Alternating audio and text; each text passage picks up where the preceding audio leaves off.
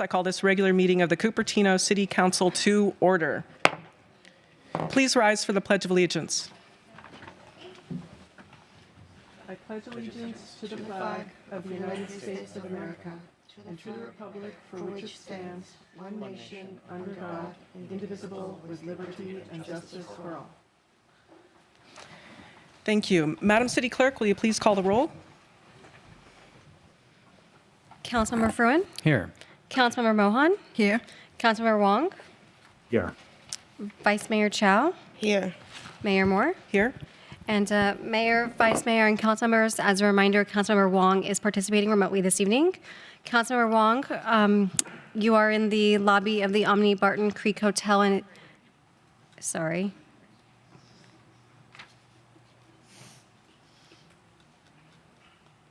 You are in Florida this evening, in the Boca Raton Resort in Boca Raton, Florida. I am here, and there are no members. And Councilmember Wong, are there any individuals over the age of 18 with you, and has anyone indicated to you that they intend to make public comment or address the council? No, not at this moment. Okay. Are you guys able to hear Councilmember Wong? Councilmember Wong, it's very faint on our end. It was fine earlier, but right now it's very faint. Give me 1 second. How's that? Is that better? It's a little Is that- bit better, but it's still pretty faint. Okay. Let me try to see if I can change something. So, Okay. is that better? So I'll rely on you this evening to notify me if any members of the public wish to speak from your location. Thank you. Great. And just some housekeeping. You cannot block the doorways. And if you did bring a sign, you need to hold it in front of you. You may not block the view of anyone behind you or park it on city property. You need to be holding it. Thank you. Thank you. Madam City Attorney, do we have any closed session reports? We do not have a closed session this evening, so no report. Thank you. Okay. Thank you. Next, we have two ceremonial items. Our first is recognition of March as American Red Cross Month. Stuart Chesson, board member from the American Red Cross of Silicon Valley chapter, will receive the proclamation and provide a brief presentation. Welcome, Stuart. Thank you, Mayor, and thank you, City Council on it. I have a little presentation. I think she's calling that up right now. Yes, very good. Thank you. So I want to take this. We've been doing this for 80 years. President Franklin made March Red Cross Month. And all the presidents since then have been following along, calling this Red Cross Month on that. So we really appreciate the city and helping us with this proclamation. And we're 90% volunteers, that we are always trying to help people in time of need, especially when there's disasters, whether they're near or far, and they're confused and don't know what to do. As we go to the next slide here, you can see that we have many different services throughout. Our primary is the disaster services, and then we have blood service. We're 40% of the blood supply throughout the United States. So we're always trying to get people to donate and then make sure there's a plenty blood supply for the hospitals and those in need of that. We do the CPR and first aid training and international service as well as international law, and also services the armed forces. When the service member needs to be notified in an emergency, they can contact Red Cross. We can find them and help them out on that. We go to a house fire 1 every 8 minutes somewhere in the United States. That is our most frequent disaster. And people are just confused and don't know what to do. We're there to help comfort them and then maybe give immediate assistance if we can. And then on the next slide, we can see that these are some of the things that we've done. We're 1 in 7 people are in the hospital needs blood, and so that's why the supply of blood is so important there. And 90% of our activities are by volunteers. So we're always looking for volunteers on that. And as we go to the next, oh, that's great, slide there, we responded to 109 disasters here in Santa Clara County, and we've had over 18,000 blood donations, and we've given over 1,700 referrals and assistance to military members. And we've involved over 2,000 people. We have about 180 people that are volunteering for Red Cross in the city of Cupertino. And as we go to the next slide on that, thank you very much. All right. Thank you, Stuart, and the dedicated team at the American Red Cross. And you heard him. Please volunteer. Thank you to the 180 volunteers in Cupertino. And will the council please join me presenting the proclamation to Stuart and have a photograph together? Thank you. We'll have to figure that out.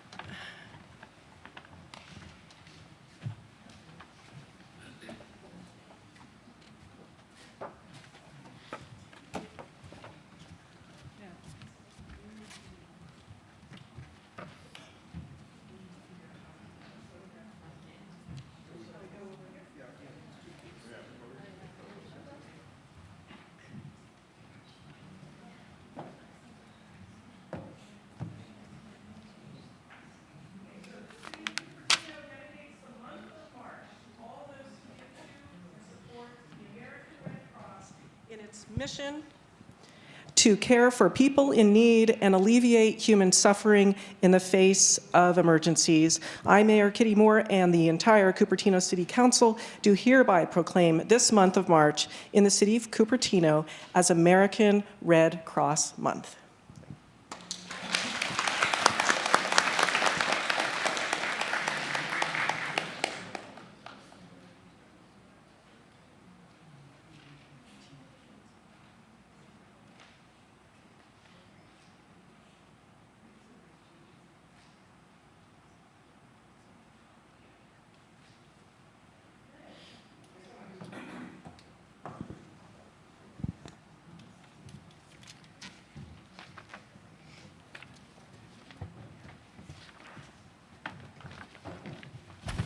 That brings us to our next ceremonial item. Our next item is recognition of March as Youth Art Month. Sophia Fojas, Arts Coordinator from Santa Clara County Office of Education, will receive the proclamation and provide brief comments.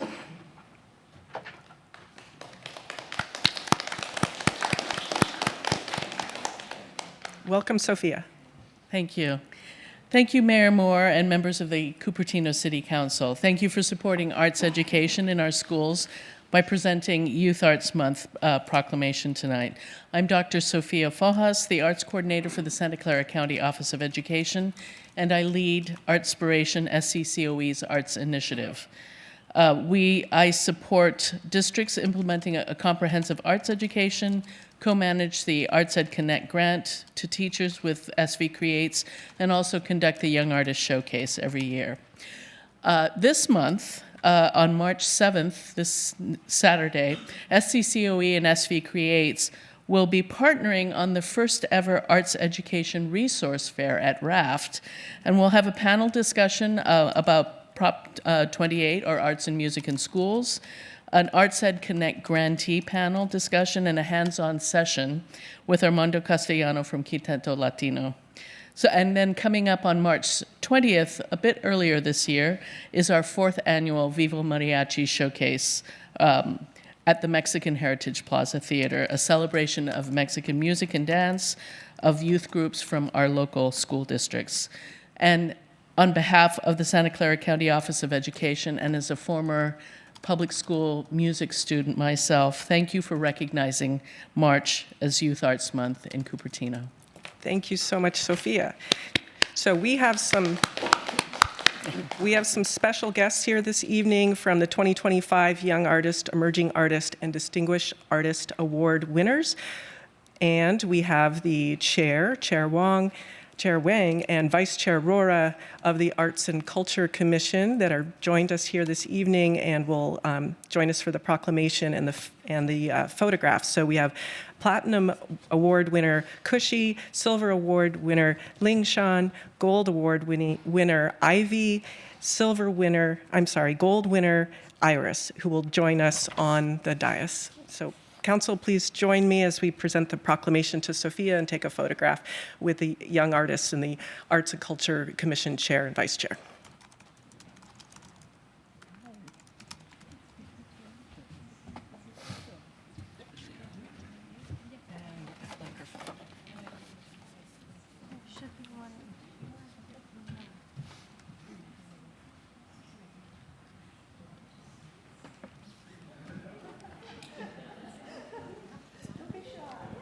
And we've asked our award winners if they will bring their award-winning art pieces to share. So this is a special treat. Okay, thank you. So for our proclamation, each March, art education is celebrated in local schools, school districts, community arts organizations, and larger communities to increase support, understanding, and interest in art education. And I added a whereas to this proclamation this year. And whereas engagement in the art significantly contributes to the mental health and social-emotional development of our youth, offering valuable pathways for self-expression, stress reduction, and the building of personal confidence. I, Mayor Kitty Moore, and the Cupertino City Council do hereby proclaim this month of March in the city of Cupertino as Youth Arts Month. Congratulations. Thank you.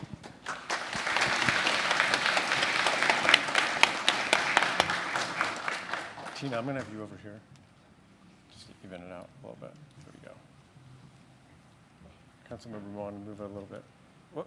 No, you go back. Yeah, you go that way. Yeah, there we go. Perfect. And then you kind of move. Yeah, there we go. Just so I can see it. There you go. Perfect. Get over here a little bit. One more for fun. Just make sure I can see that.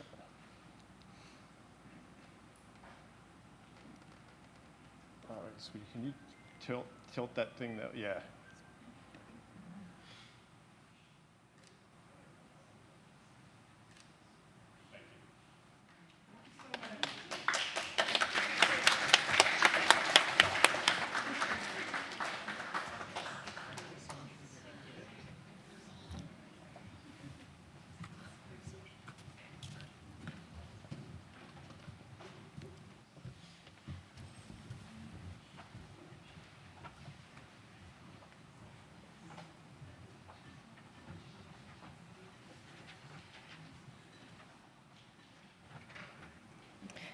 Okay, now we move on to postponements and orders of the day. Madam City Clerk, do we have any postponements and orders of the day? Mayor, we do have an item for postponements on the agenda this evening. Okay, so we would, I would move to continue this item 3, an update to the ATP to a future meeting date. And do I have a second? Second. Okay, a second from Councilmember Mohan. Madam City Clerk, will you please conduct the roll call vote? Councilmember Fruin? Aye. Councilmember Mohan? Yes. Councilmember Wong? Aye. Vice Mayor Chow? Aye. Mayor Moore? Aye. The motion carries unanimously. Right, thank you. Our next item is oral communications. Oral communications is for items not on the agenda. Madam City Clerk, do we have any members of the public who would like to speak on an item not on the agenda? Mayor, I do see several requests to speak for oral communications. Okay, given that we are already several minutes behind schedule, did you have a complete tally of those speaker cards? I'm seeing one request in person and 4 hands raised virtually. So 15 minutes. 2 minutes? 2 minutes? May we limit it to 2 minutes for minutes? this Okay. item? Okay. So this portion of the meeting is reserved for persons wishing to address the council on any matter within the jurisdiction of the council and not on the agenda for discussion. Oral communication shall be limited to 30 minutes. Additional speakers wishing to comment on non-agenda items may be given time to speak at the end of the agenda after the city manager's report. Individual speakers are limited to 3 minutes, as tonight will be limited to 2 minutes. As necessary, the chair may further limit the time allowed to individual speakers or reschedule remaining comments at the end of the meeting on a first-come, first-heard basis with priority given to students. In most cases, state law prohibit the council from discussing or making any decisions with respect to a matter not listed on the agenda. A council member may, however, briefly respond to statements made or questions posed by a speaker. A council member may also ask a question for clarification, provide a reference for factual information, request staff to report back concerning a matter, or request that an item be added to a future city council agenda in response to public comment. Members of the public wishing to speak regarding an item on oral communications shall submit a request to speak or raise their hand virtually within the first 9 minutes or the start of public comment or before public comment period is closed, whichever comes first. So at this time, we will welcome Jennifer Griffin.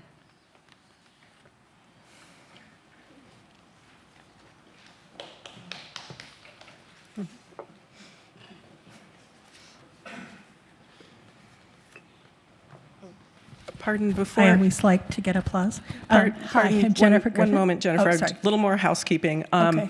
So we did applause during our ceremonial items. For the rest of the meeting, applause is really discouraged. We want to make sure that other individuals feel comfortable speaking who might not share your views. So please be mindful of that. Thank you.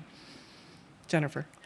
Yes, thank you. I wanted to start out, I had sent you all an email that I had received from the city of Santa Clara. This was for a community meeting that occurred last Wednesday at the I'm going to mispronounce this, Cayo Po Shopping Center. I apologize. It's KYO-PO, and it's at the intersection of Lawrence Expressway and Homestead Road next to McDonald's.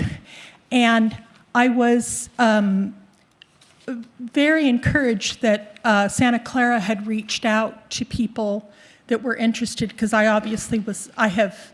get a lot of emails from the city of Santa Clara, notifications. And I wanted to attend this because I live near the eastern end of the city, and I shop in Santa Clara, Sunnyvale, West San Jose, and of course Cupertino, around in those areas. And am I just at 0? Oh, okay. I was Sorry. late to start it. I apologize. Thank you. I'll go quickly. This is an SB 330 project for Santa Clara, townhouses, condos, and it's also a housing element site for Santa Clara. The main problem is, it's Pulte Homes, and they had nice-looking condos there, no retail, very small retail, 5,000 square feet. They're losing 64,000 square feet of retail, 10 active retail sites, mom and pops. They are being kicked out completely. Those retail shops there have had no notice. The owner of the supermarket came into the meeting and said he was never told about it. They're just being cut off. Can we provide any support? It's mainly an Asian shopping center. I'd like to see if Cupertino can reach out to give them a home. Thank you. Thank you, Jennifer. Next, we have Rhoda Fry. Welcome, Rhoda. Hi, good evening, council members. You already have my written communication for this evening. I hope you can read it. And for the benefit of the public, I'm going to go over the points that I have in my written communication. As many of you know, I was honored by a public safety award from the city, the CERT program. CREST, sorry, not CERT, CREST, all these acronyms. Anyway, talking about the project on Linda Vista Drive. At the time that that project was approved for 51 units, it was not in a very high fire zone, and it is now. The state reclassified that property. Very high fire safety zone is the highest, the tippy top that we have in the state of California. I don't think that this body would have voted for that project in a very high fire safety zone. So I think we need to walk this back and do what we can to walk this back. Because, CAL FIRE talks about needing to have 30 to 100 feet of defensible land. They've got 10. They've got 10. Not only that, I haven't seen anything about evacuation. Within a few hundred feet of that property, we've got about over 5% of our population in those schools, 3,200 students in those schools, and you've got teachers and staff, et cetera. Maybe that building won't burn down if there's a fire, but how many people won't get out alive because y'all haven't dotted your I's and crossed your T's, so please do what you can. Pardon me. A reminder to please don't block the doorways. Thank you. Okay, we have some more requests to speak in person. Mark Fantozzi, followed by Chang Khan and Alice Lin, followed by Chris Saderly. Welcome, Mark. Thank you. I'm here speaking about the Summerhill project on Avulich Court. We were disappointed with the Planning Commission recommendation, but we are even more disappointed in the lack of transparency. The planning staff left out a key document from public record, which the Planning Commission relied upon in making their CEQA exemption.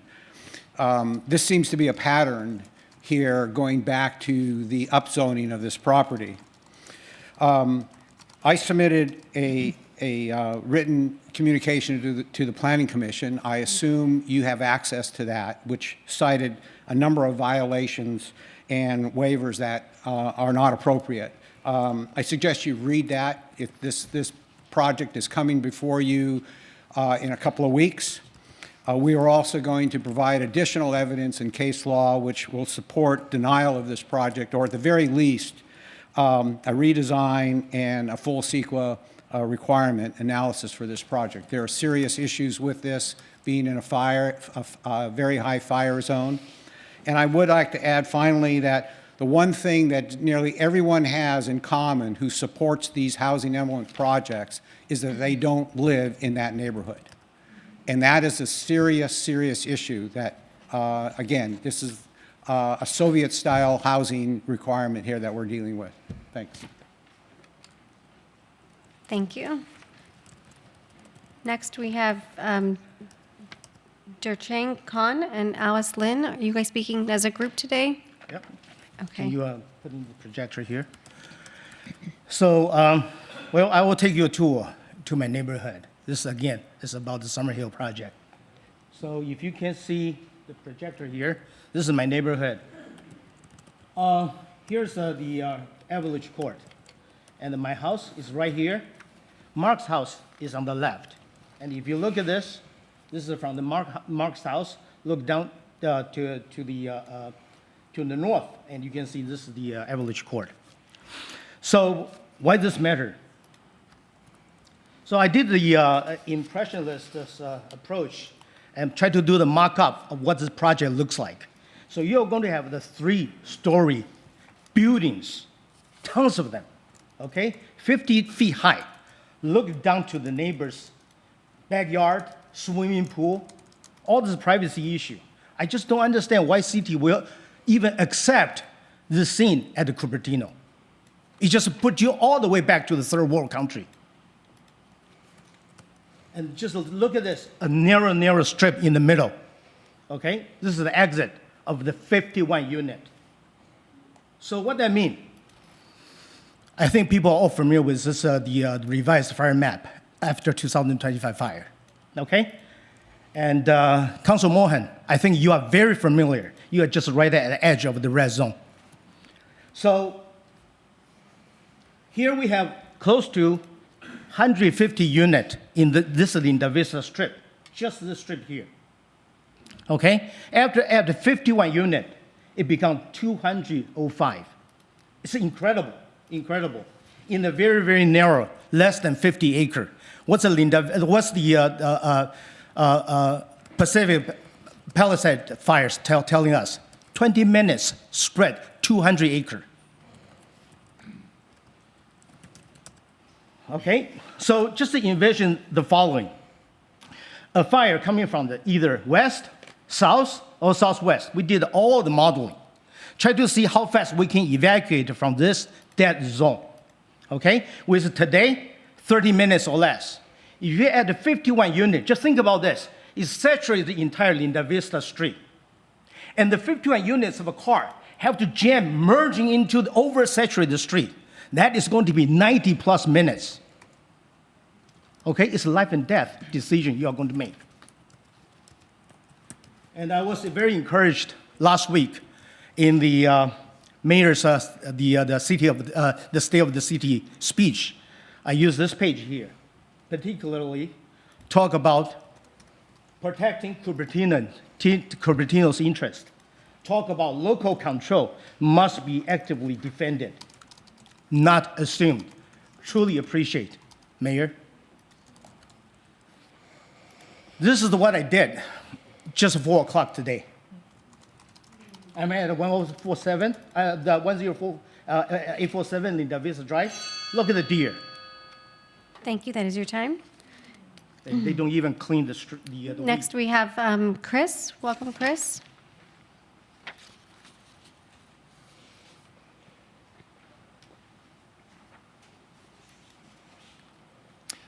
My name is Chris Satterley. I spoke here at the meeting last July 1st advocating a sound attenuation solution for the Memorial Park pickleball courts.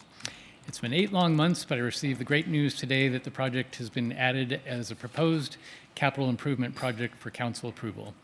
As you all know, the wind loading analysis showed that the existing fence would not meet. Pardon? That is an agendized item. I mostly just want to thank some people. I don't want to. Can I do that? You may thank individuals, but please don't speak to the CIP item. Okay, catch me if I am stepping over that boundary. But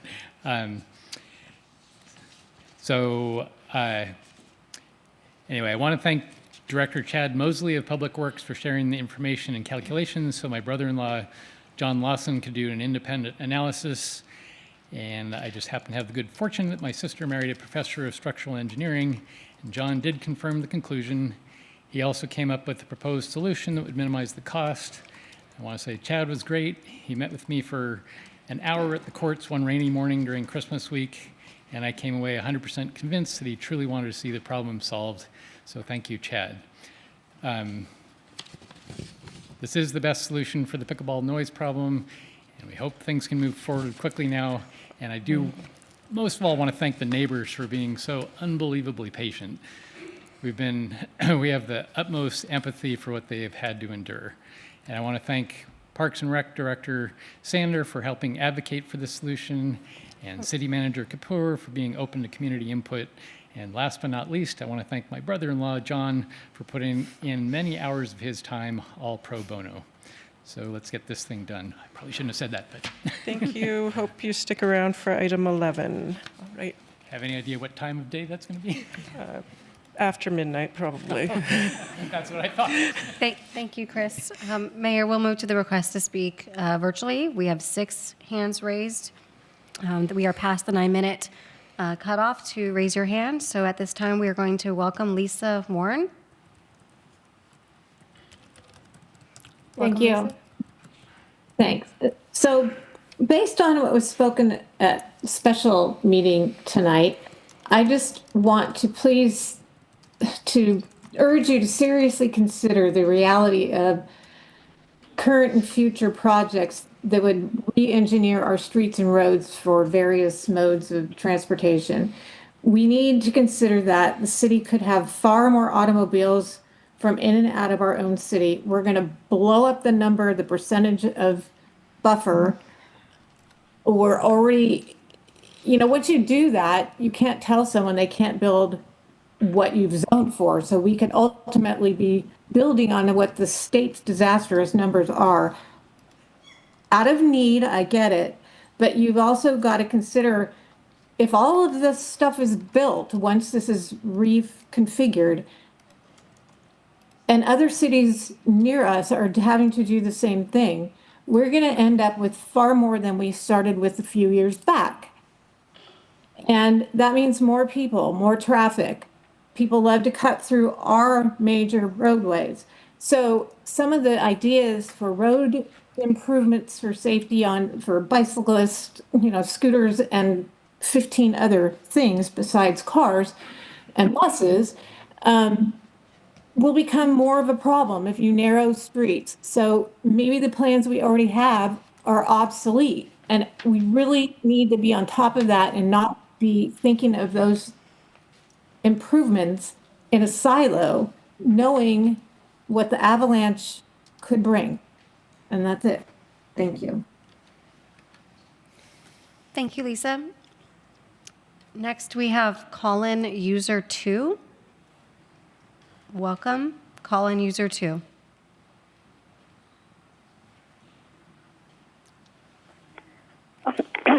Dear council members, guests, and congratulations for the new order of the leadership. And actually, last time was planning to talk, I think, more functioning of the Zoom. So I would mention is we request the immediate return of all property and belonging was taken from us, and in 2016 and end of 2016 and also end of 2021, typically end of 2021, which is unnoticed and caught us by surprise as well. Additionally, we also ask that all the sanctions and any prosecutional overreach, both to date and ongoing, be lifted as soon as possible, because that's extremely long time and nothing like that for that many years as well. And I know this city is powerful, and they can build that many units, and also both of the staff and the budget, but just like the nations, the powerful of the nation and the city, and not just by the budget, by how many people they employ, how many units they built, and also about is protect the dignity of the citizens, communities, individuals, and justice affairs, and all this stuff. It's all together. So another thing mentioned is the mission of the city is because there's so far during the COVID, there's a lot of direct communications, but a lot of us are lost. And most concern is the fact that long-term residents have not had any opportunity to meet with the city leadership in person for years. I mean, typically, or a family member, me, and maybe a lot of other citizens, residents in the city. This disconnect doesn't reflect the value or mission of the city to serve its community with transparency, accountability, and. Thank you. That is your time. Next, we have San Rao. Welcome, San. Good evening, Mayor Moore, council members, and planning commissioner. Speaking on behalf of myself only as a resident, I had a chance to look at the future agenda items. Thank you for publishing that. It runs all the way till May. I was dismayed that there was really nothing of substance all the way till May. So half the year, and we would accomplish nothing other than the hearings that come to us reactively. I request council to agendaize the return of the 4th lane to De Anza Boulevard. I request council and along with you, the city manager, to stand between 5:30 and 6 p.m. at the various intersections at De Anza Boulevard. You will see that the lanes back up all the way to the next traffic light. You will see that the east-west traffic is unable to make right turns, and the lanes themselves are extremely crowded. And anybody telling you otherwise is not understanding the sentiment of our automotive commuters. And that is not just Cupertino residents, but also the through traffic that is trying to get to Saratoga and back home, trying to get to West San Jose and back home. I urge council members to put back on the agenda the resumption of the 4th lane on De Anza Boulevard. There are no cyclists on that road. There should never have been. And this is a lane that we needed and we had, and it was removed without due process. This is the year of good governance. Let's see that in practice by bringing back the 4th lane on De Anza Boulevard. I request any council member to propose the agenda edition, and I hope we will get a second, and I sure hope we will get a third. Secondly, I was a little horrified to see the discussion in the last meeting around the housing element site additions. What have we not learned from Evelich? What happened with Evelich was that the city reached out to the parcel owners, where a parcel owner agreed, the city moved ahead. What we need to do is to first assess whether the parcel is in a neighborhood that is appropriate for that kind of density. So when I heard in the last conversation that there's a site on Bub and there's a site somewhere else and the parcel owner showed interest, yes. If it's on Stevens Creek in De Anza, yes. But if it's on Bub, no. Thank you, San. Next, we have David Y. Welcome, David. Council members, good evening.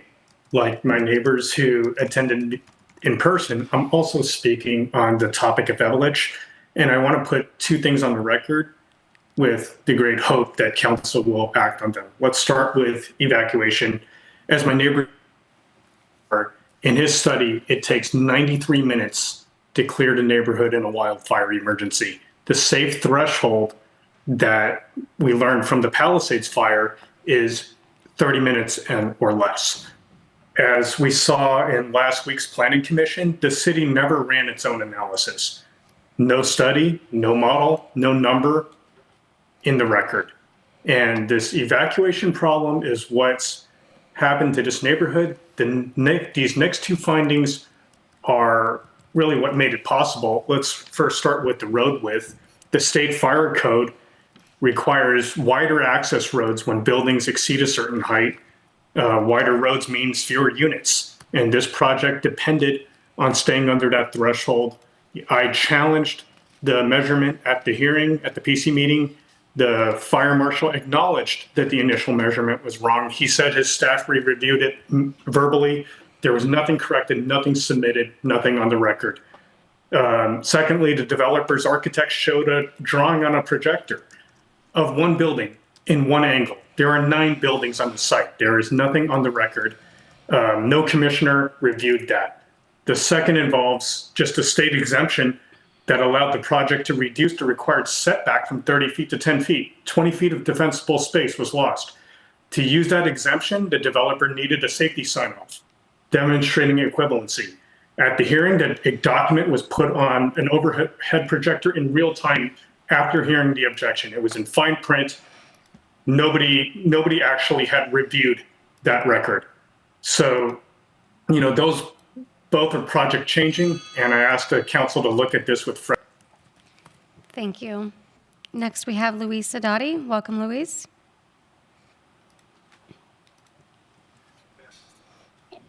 Hello, can you hear me? Yes, we can. Okay, awesome.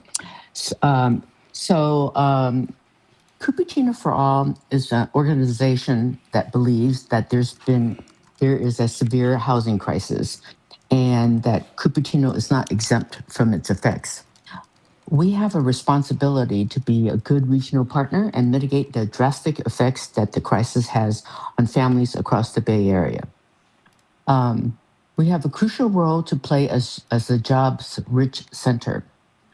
The region has been growing for decades. That's a reality. But we have failed to adapt accordingly by building the necessary housing and transportation services to accommodate this growth. I applaud the council for trying to add more housing to meet the housing element for below market. Our values are compassion, respect, empathy, socioeconomic justice, diversity and inclusion, housing as a right, democracy and good governance, environmental sustainability, and protecting tenants.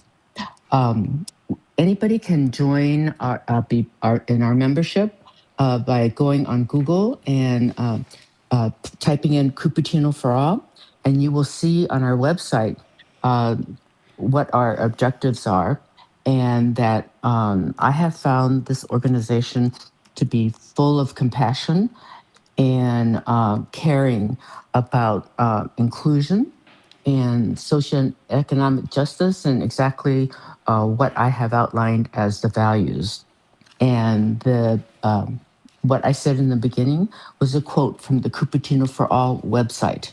So if people are interested, just go Google Cupertino for All, and there you can join. There's a mechanism for you to join the membership. Thank you. Thank you, Louise. Our last speaker this evening on the oral communications is Vikram. Welcome, Vikram.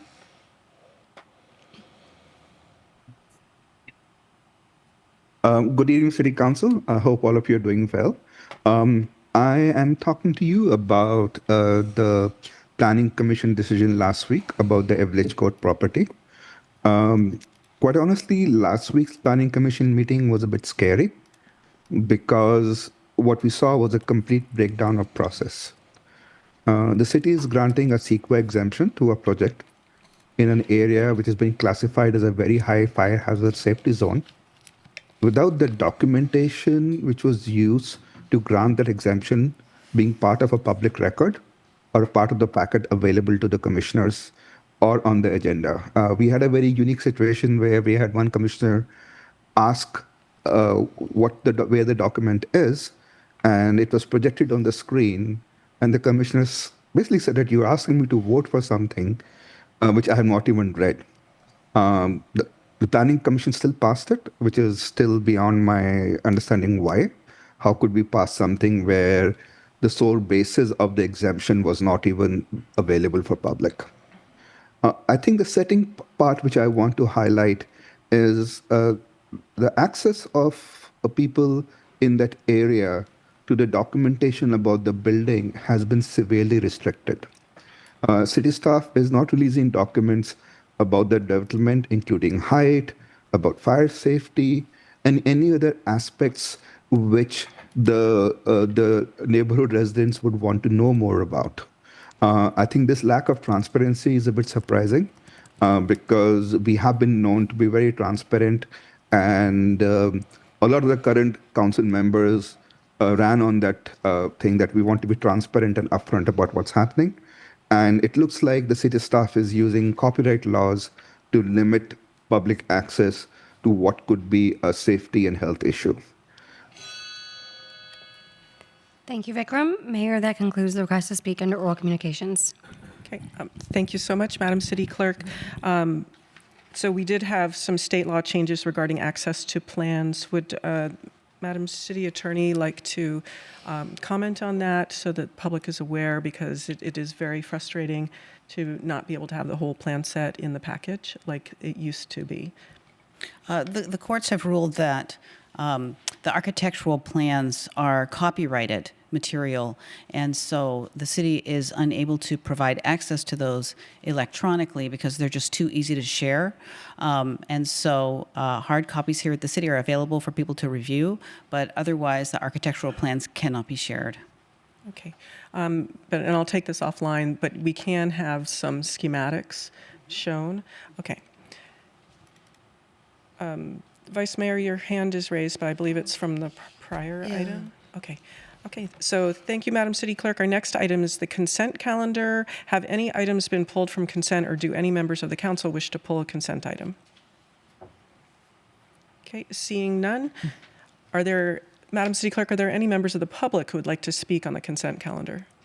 I don't have any requests to speak in person, and I do not see any requests, no hands raised virtually, Mayor. Okay.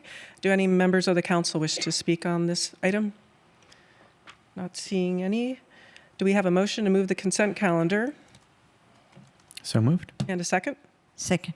Okay, so we moved by Councilmember Fruin and seconded by Councilmember Mohan. Madam City Clerk, will you please conduct the roll call vote? Councilmember Fruin? Aye.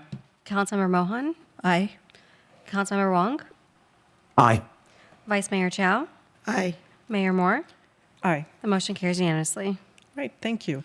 Our next item is our public hearings, and we're going to begin with item 7. It's a public hearing on the abatement of weeds and fire hazards. Have any members of the council had any ex parte communications they need to report on this item? Hearing none. Madam City Manager, do we have a report? Thank you, Mayor. This is a public hearing on the annual abatement of weeds and other fire hazards. The hearing provides an opportunity for impacted property owners to contest the proposed abatement actions before the City Council.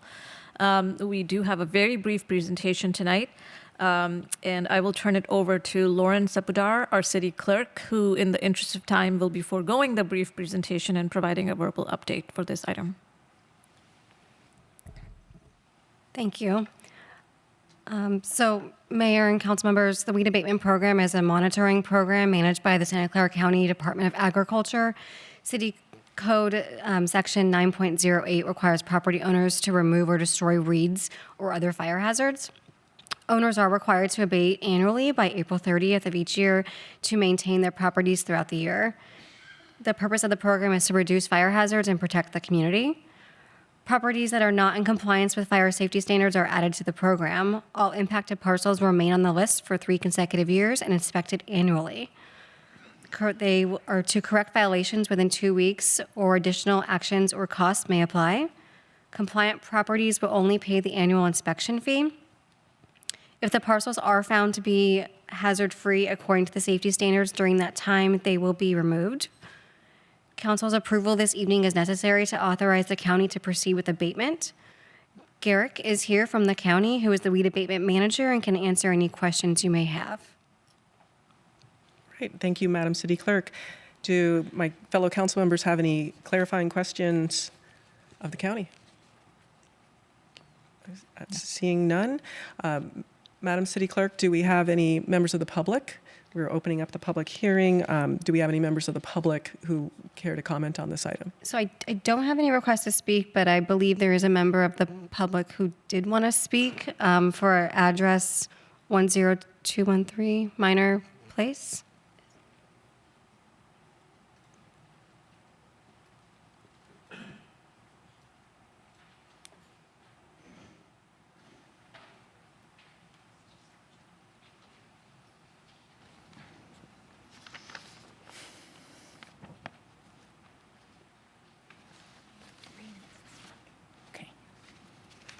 Hi, my name is Ann Chang, living in Cupertino Minor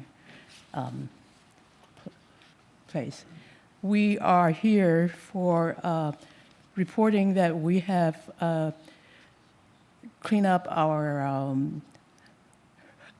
lawn so that they're not overgrown and become a fire hazard. And I just want you to show you that the reason that didn't clean up is our gardener went on vacation and didn't tell us while we're also gone, and it grew old and grew long. So when we came back and saw this, we hired another lawnmower and cleaned it up for us. And this is the picture of what it looks like today. And I also call our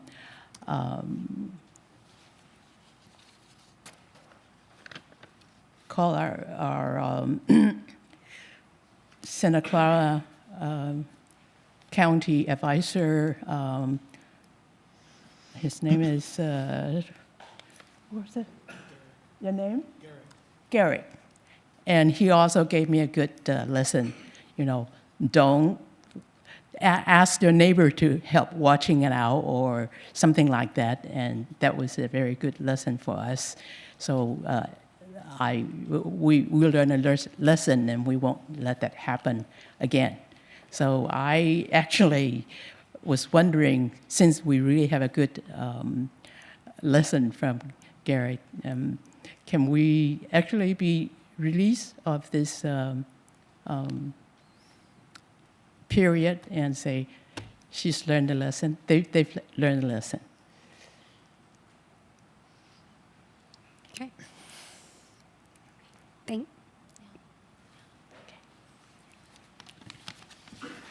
Thank you, Anne. You're welcome. Mayor Garrick is here if you have any questions to address to him directly. Yes, Derek, is there some way to provide some assistance for this homeowner with regards to this matter? What's essentially within our our authority to do. Yes, good evening, Mayor and City Council members. Garrick Ioselewski with the County of Santa Clara Weed Abatement Program. It is up to your discretion tonight to determine whether or not to remove this property owner from the weed abatement program list or to keep them on the list tonight. I can just provide some facts about our history with this property. In 2024, an inspector first identified this property of having tall grass and weeds on their front lawn. They were added to the weed abatement program list at that time. Last year, 2025, was their first year on the list, and they did pass the inspection. So given that, they would have 2 years remaining on the list for us to inspect annually. If they pass the inspection for 2 additional years, then they would be removed from the list, unless you decide to remove them from the list tonight. Right, thank you. So that would be something the council would take a vote on. Okay. So do we have any further clarifying questions before I close the public hearing portion? Councilmember Fruin. Yeah, could you just cover the reason why you typically keep a property on the list for 3 years? Yes. So it was a policy that was put in place by my predecessor, who was the manager for the weed abatement program for 18 years. This is my second year in this role. The way he explained it to me is that when we see that a property is in compliance for 3 consecutive years, we have more confidence that they're going to continue maintaining it, versus if they are out of compliance 1 year, in compliance the next, then sometimes we do see that they fall back out of compliance. And based on my experience so far, I have seen that happen.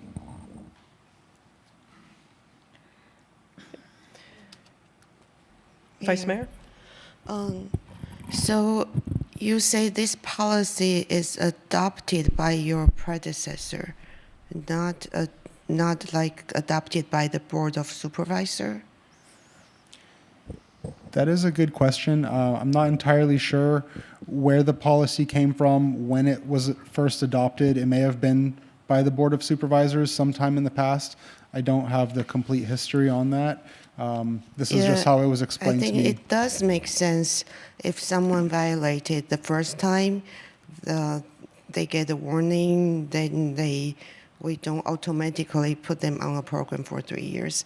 Maybe they should be allowed to promise to follow to abate it. I think they learned that, but this current policy doesn't allow that. But a city council could choose to remove them from the program. Yeah, that's a very good point. And actually, when I first started in this role, I did institute a new policy where when we find a property out of compliance for the first time, we do now send them a warning letter, giving them 2 weeks to correct the violation before they're added onto the list. This property in particular was added before I had implemented that policy, so they were added right away when the inspector saw them out of compliance. I see. Thank you. I think 2 weeks might be too short if a property owner is on a vacation or out of the country. Not sure if they would have gotten the letter in time. But thank you for adopting a more lenient policy. Of course. Okay, thank you. Are there any further clarifying questions from the council? Not seeing any hands raised. Okay, so the public hearing's closed. Would anyone care to make a motion on this item? I move that we adopt resolution number 26-023, ordering the abatement of public nuisance from weeds or other fire hazards pursuant to provisions of Cupertino Municipal Code, Chapter 9.08, and resolution number 25-101. Thank you. Councilmember Mohan, were you interested in excusing the property owner from the remaining time on the list? Yes. So will you add that to your motion?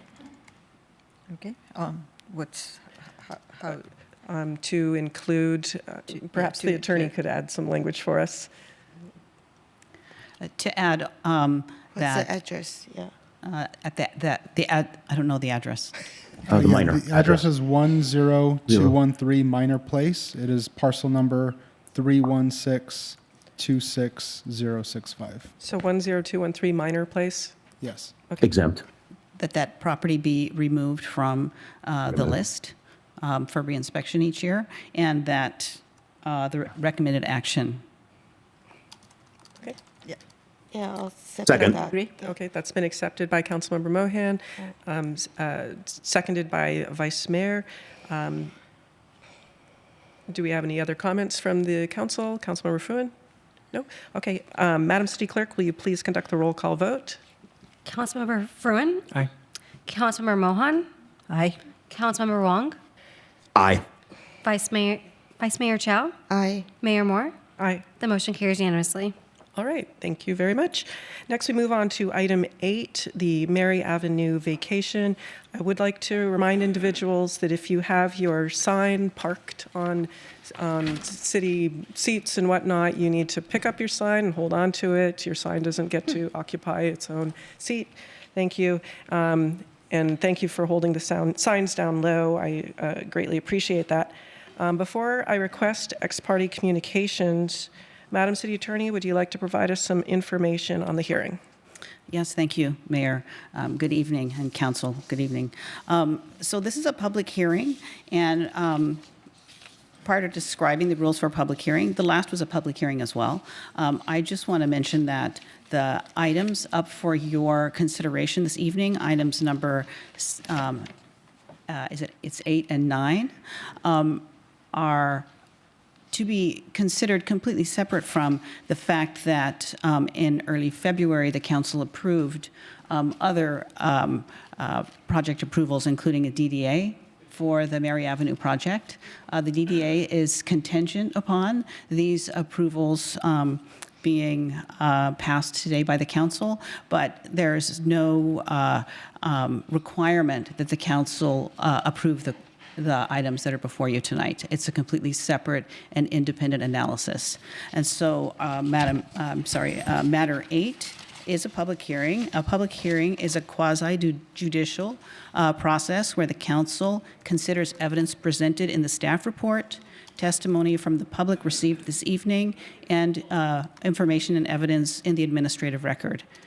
In such a hearing, council members must consider the evidence presented and make decisions based solely on that evidence. If council members cannot be impartial due to bias or if they have prejudged the matter, please disclose now so that you can recuse yourself, as your decision tonight must be based on the applicable findings and the evidence in the record. Prior opinions, however, of general familiarity with the project do not require recusal, provided you remain open to the materials provided in the hearing today. Thank you.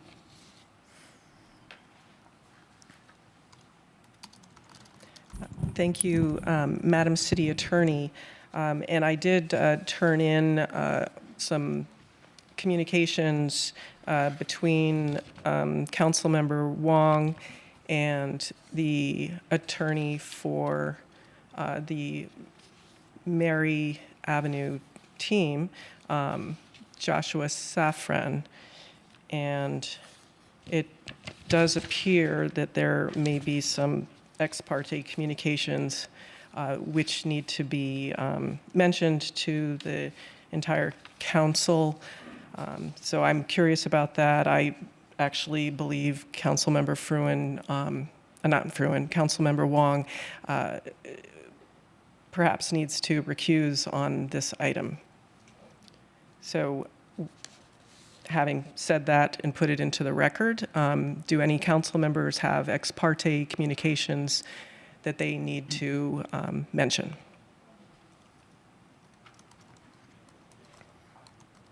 Vice Mayor? Your mic. I didn't have any ex parte communication with residents or the Mary Avenue project applicant. But I remember when I read up on the ex parte communication for quasi-judicial communication, the burden is for us to disclose any communication so that the content is made aware by the public. And that does not mean any communication means like if I had spoken to Summerhill Homes, doesn't mean I somehow have prejudice for or against them, right? So wonder, has that communication, has that been put into the meeting record already? You mean the explanation you just gave? No, I mean, I think actually, a lot of times when we met with the applicant, we didn't even, actually, I learned from reading we should be disclosing all the written communication plan sets that applicant have sent us. We actually haven't done that. All we have done in the past was to declare I have ex parte communication, but we have not disclosed the content. So for this case, there was ex parte communication. Is it that all we need to disclose? We have the communication. I do think that's all that you need to disclose, is that you've had the communication. Yeah, and then that does not make any of us have to recuse, right? Whether you recuse or not really is up to you and your understanding of your own ability to be neutral in the face of the question. So given the fact that the vacation is the required part of the Mary Avenue project, for all the council members who have voted yes on the project, I think many community members have also questioned, shouldn't they be required to recuse because they likely want to approve the vacation because of their prior vote? I do not agree with that analysis. So you don't think they need to recuse either because of even though that approval is contingent upon this vacation? Correct. The vacation is a completely separate analysis. It's true that the disposition and development agreement is contingent upon these other approvals, but I do not believe that council people who have voted in favor of the prior approvals are somehow biased in terms of having to approve these current items. Mm-hmm. Okay. So have you reviewed that content of communication between Councilmember Wang and the party? I have. Does the content lead you to believe there might be any bias? I've reviewed it and I've concluded that it's not enough information to rise to a conclusion that Councilmember Wang is biased by the city attorney or some third person. And really, it's up to Councilmember Wang, as it is up to each and every other council member, to determine whether they believe that they can be neutral at this hearing. And if so, then they do not need to recuse. And even people who haven't had ex parte communications, who may believe that they cannot approach the hearing neutrally, they should recuse. Thank you for the advice.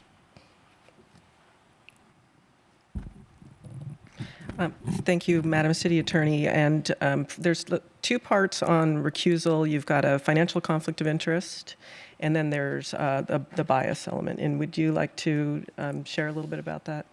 Yes. The rules against participating in a vote on an item in which a council member has a financial interest are much more rigid and very clear, and are governed by regulations and statutes, and there is very little reliance on the council member's perception of their bias, if you will. If they have a financial interest that meets the requirements, then they must recuse.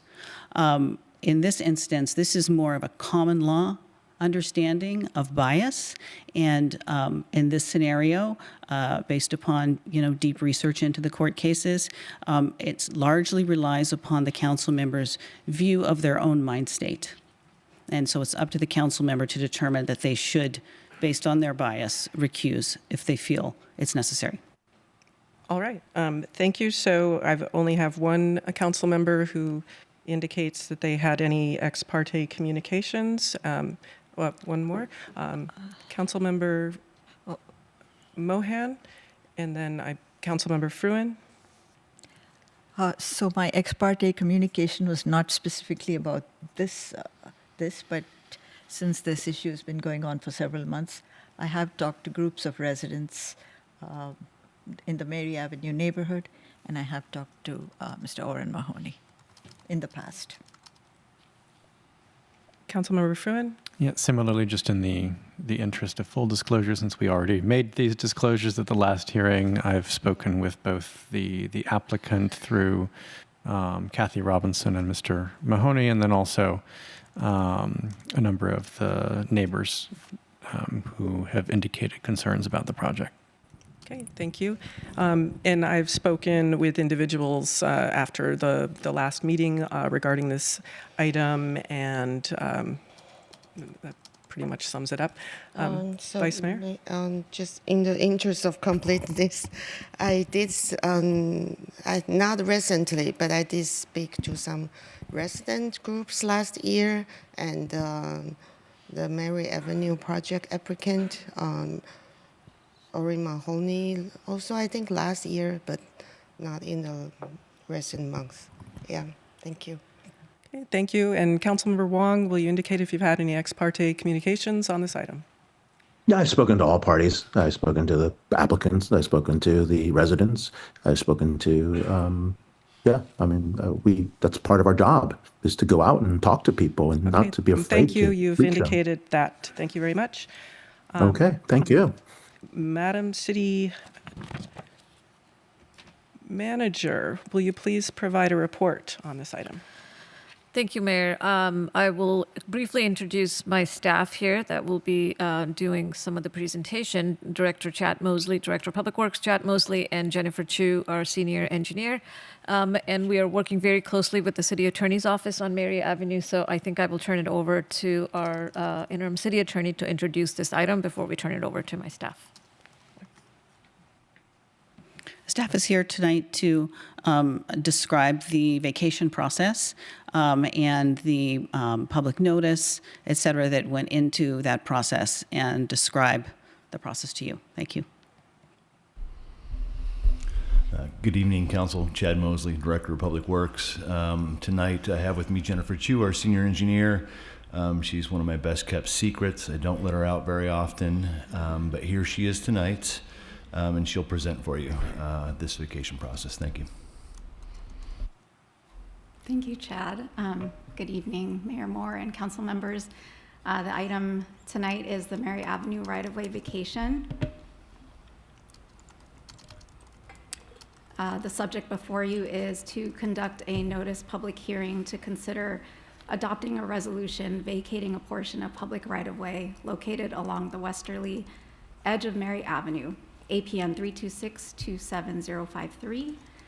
There are two recommended actions tonight. One is to find the project exempt from the California Environmental Quality Act, or CEQA. And two is adopt resolution number 26-024, approving the vacation of a portion of public right-of-way located along the westerly edge of Mary Avenue. APN 326-27053. For context, these are images of the property highlighted in a reddish orange color, if you will. The image on the left is from the parcel map, while the image on the right is from the APN map. And additional context, this is an aerial image of Mary Avenue showing the approximate location of the property boundary. As you can see, the area mainly consists of diagonal parking stalls and a buffered bike lane along the west side of Mary Avenue. Some background and current status of the property. During fiscal year 2021-2022, the City Work Program initiated and prioritized a project to consider options to develop BMR housing units for developmentally disabled individuals on a city-owned property along Mary Ave. In 2023, a 0.79 acre parcel was created through the recordation of a parcel map, and it is this same parcel that is being proposed for vacation tonight. In 2024, the property was then rezoned with the housing element, and recently on February 3rd, the Mary Avenue Villa project was approved by City Council, which would bring forth a total of 40 BMR units, 19 of which would be dedicated for the intellectually and developmentally disabled community. As for status, the property is currently designated as public right-of-way, mostly serving parking stalls as shown in the previous slide. And the parking in this area is underutilized except during various festivals and special events that occur at Memorial Park about 9 days in a year. This is the proposed typical cross-section of the property and roadway at the project site if you're facing north on Mary Avenue. The project parcel is shown on the left, 38 feet wide, and consists of the project's residential buildings and site improvements. And then the remaining portion of Mary Avenue right-of-way is 56 feet wide and would be reconfigured to include new curb, gutter, and sidewalk along the project frontage. Mary Avenue would also be restriped to provide 11-foot travel lanes, buffered bike lanes, and parallel parking on the west side. Right-of-way vacation. So per the Streets and Highways Code, the council would need to find that the right-of-way within the property limits is unnecessary for present or prospective public purposes. Based on the following facts listed, city staff believes council can make this finding and proceed to order the vacation. With the approval of the affordable housing project, construction of the project requires the vacation and would not be able to move forward without it. On February 10th, 2026, the Planning Commission found the proposed vacation to be in conformance with the general plan. The proposed vacation was properly noticed as required by code. The public utility companies were notified and provided consent for the proposed vacation. And lastly, adequate right-of-way remains to serve public access and accommodate traffic. Again, here is tonight's action. To conduct a notice public hearing to consider adopting a resolution vacating a portion of public right-of-way located along the westerly edge of Mary Avenue, parcel APN 326-27053, with the recommended actions to 1, find the project exempt from CEQA, and 2, adopt resolution number 26024, approving the vacation of a portion of public right-of-way located along the westerly edge of Mary Avenue, APN 326-27053. This concludes my presentation. Happy to answer any questions. All right. Thank you, Jennifer and Chad, for the presentation. So now we're going to open up the public hearing. Do any council members have clarifying questions? I'll go in order of Councilmember Wong, Councilmember Fruin, Councilmember Mohan, Vice Mayor, and myself. Councilmember Wong, do you have any clarifying questions? I do have some questions. I really want to understand the process of how you determine where public lands can be taken for private use. Where does that fit within the legal framework? I also do want to understand, do we need CTC approval for conveyance of this land to the California Transportation Commission, or is that just our local jurisdiction? And I also want to understand how we've determined that there's obsolescence here or that this land is not being used by the public. One ruling by the town of Santa Rosa is an exception in the case law. So I'm just kind of curious if you can share those answers. Thank you. I can try and answer some of those questions. I will not necessarily answer all the legal questions, but I think first off, with respect to going to the California Transportation Commission, I don't believe that's necessary in this case. This can be done at the local level by City Council, the process we're currently following. With respect to the various actions that were presented here tonight. We have followed those actions per the California Streets and Highways Code. Like I said, that process has been laid out. With respect to existing uses, currently the area, as mentioned in the presentation, is striped for diagonal parking. There's also a bike lane in there.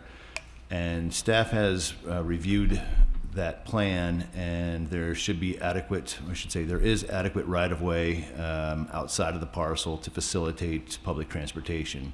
And in fact, with the project, we will be enhancing public transportation by adding a sidewalk on the westerly side to facilitate pedestrians. All of the dimensions for vehicle and bike lanes are adequate to provide positive progression.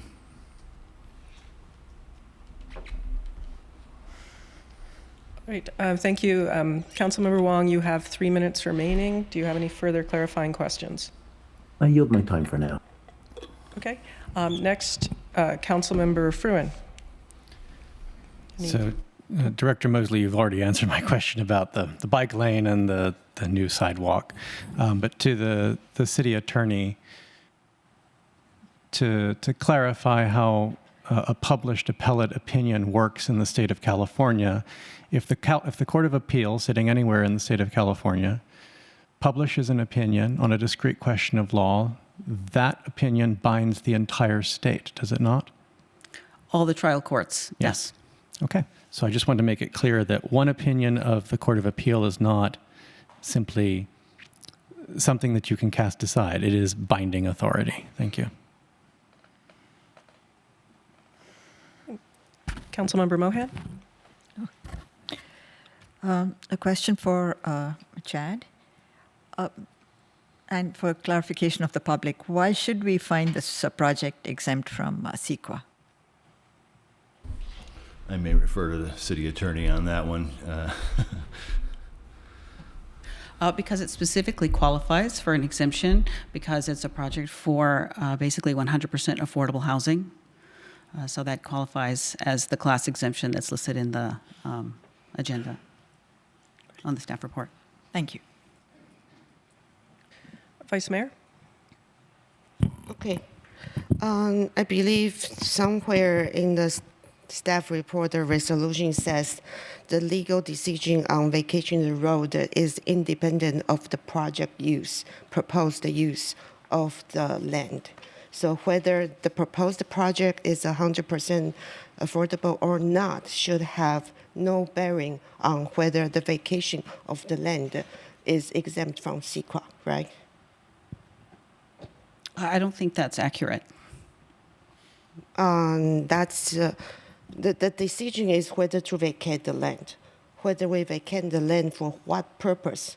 Why should that have anything to do with why we are allowed to vacate the land? I think the question is whether vacating the land based on its current use require any CEQA evaluation. And that I don't think we provided any reason for that. I think the legal standard is if you're going to, if you're vacating the land, if you're vacating the right of way, you're doing so for some future purpose. And if the future purpose is affordable housing, then the CEQA exemption applies. If you're vacating the land for some unstated purpose, I can't opine now whether CEQA would apply or not, but it might. Okay, maybe my misunderstanding, because I thought the CEQA exemption applies to the proposed project. It shouldn't apply for the vacation. Never mind. So I think the current use, as stated by the staff report, is mostly parking stalls. But I didn't find in the staff report any detail on how much parking stalls will be removed and whether the use of parkings, what is the impact on the parking. And we are told this is a quasi-judicial decision, so we can only make a decision based on what's currently in agenda today.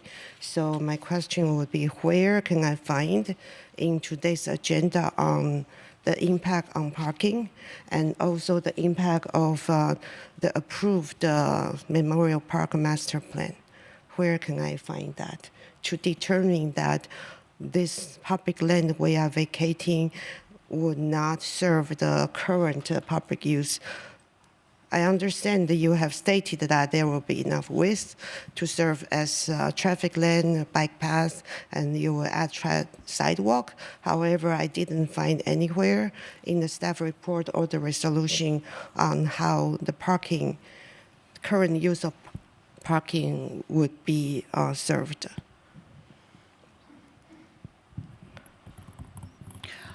I believe I believe it's one of the exhibits to the item has a map, and I think that it shows the area of parking.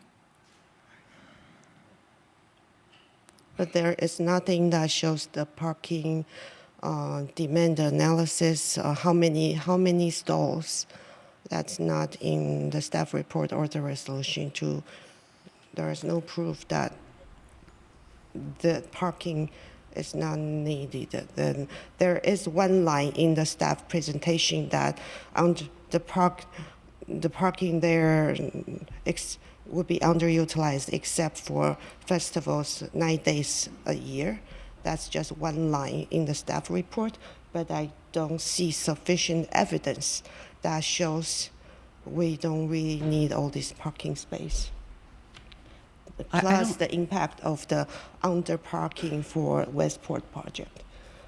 That's not mentioned either in the estimate because many of even the current Westport residents have insufficient parking. So that's not addressed either.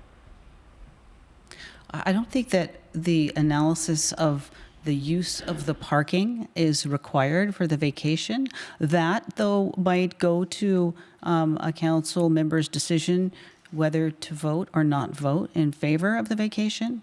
But the staff did mention the parcel is mostly used as parking stalls, right? That's true. Yeah, okay, thank you. I do have a question for the city attorney. So I'm understanding that it's CEQA exempt, but even if we did follow CEQA, you would be looking at the project's impact on the environment and not the environment's impact on the project. That's correct. Okay, and it seems like getting into whether or not there was a festival at some other location is an environment impact onto the project. So I'm not sure, even if you went through the process, that would be looked at. It's unclear. And there's a lot of other variables about where people are actually parking. So do I have any further clarifying questions from the council before we open it up for public comment? Councilmember Fuin. Also for the city attorney, if you could simply clarify the standard that we're actually using here, because I think there's some confusion as to exactly what findings should be made and which findings are permissible. Well, we do have a resolution with findings that constitute the recommended action. And the call of the council today is to make the decision about whether to vacate the property for the purpose of building the Mary Avenue project. And so that is the sort of like value judgment, the policy question that this council is voting on today. Thank you. And could staff please remind me why the right-of-way is 94 feet in that area? Because typically, and Director Mosley, you can probably remind us, typically in a residential area, residential neighborhood, what would you have for the right-of-way? In a typical right-of-way, it's about 60 feet wide for a typical area. In this area, the additional width was due to, after the construction of Highway 85, there was leftover remainder land that Caltrans had owned, and they deeded that remainder land to us, which happened to coincide with Mary Avenue. Okay, so that sounds a little different from a story I was told was that it was that wide because we were going to have an overpass instead of the bike pedestrian bridge at Mary? That's possible. I'm unaware of that concept. I just know that land, the additional land, was deeded to the city by Caltrans. It may have been to facilitate an overpass, but I'm not aware of that. Okay, so I really appreciate the cross section that was shown.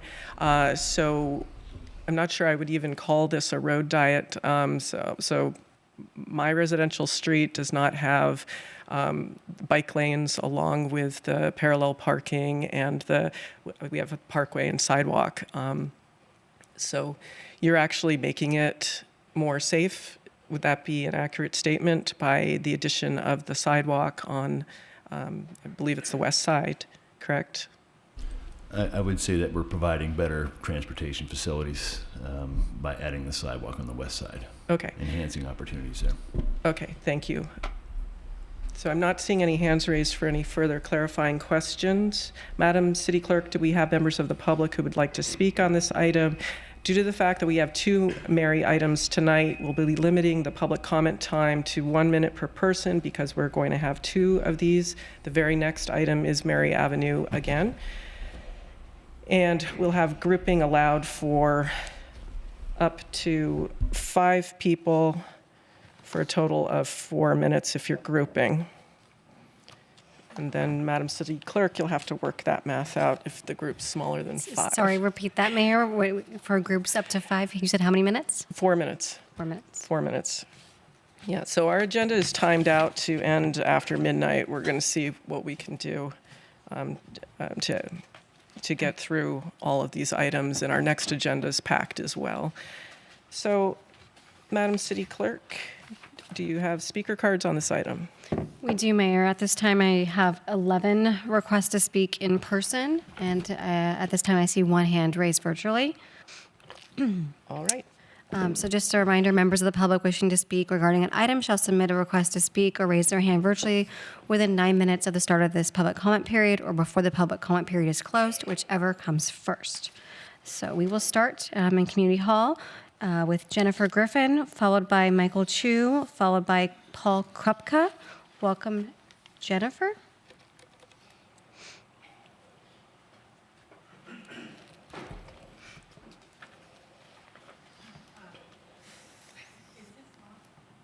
Can you hear? Okay. Yeah. Are we speaking for 1 minute or 2 minutes?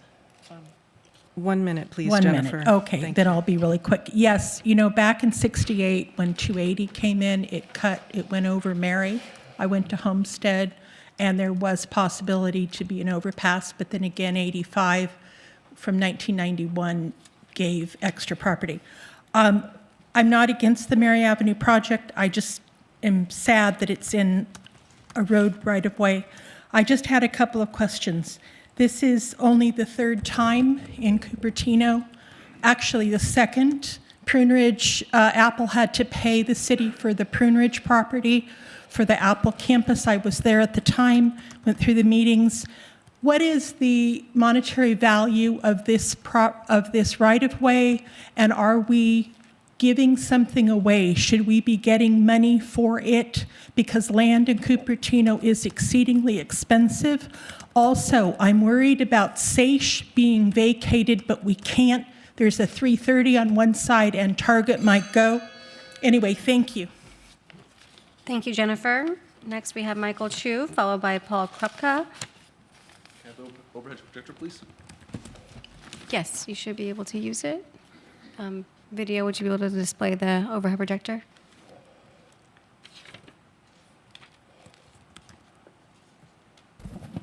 I'll make this quick. Council members, I can't believe I need to come before you yet again to speak about the Mary Avenue project, but I guess here we are.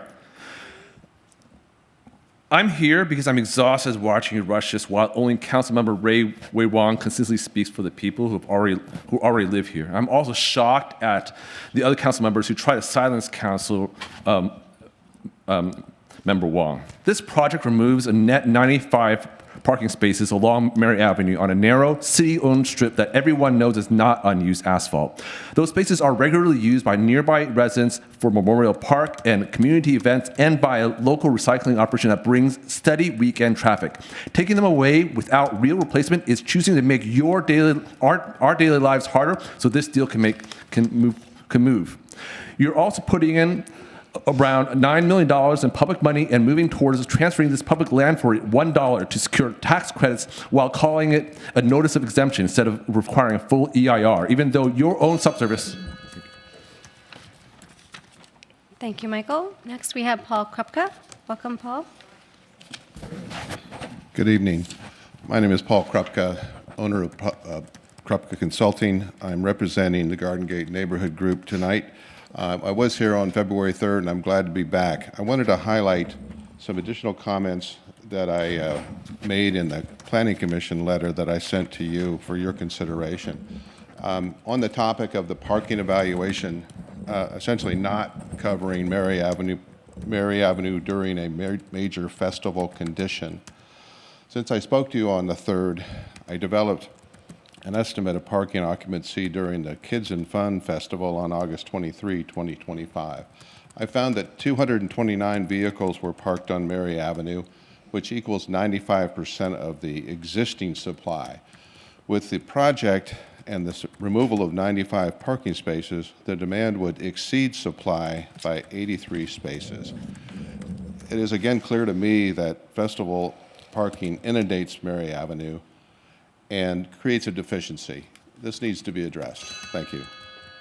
Thank you, Paul. Next, we have Mahesh, followed by Ranjan, followed by Lena. Welcome, Mahesh.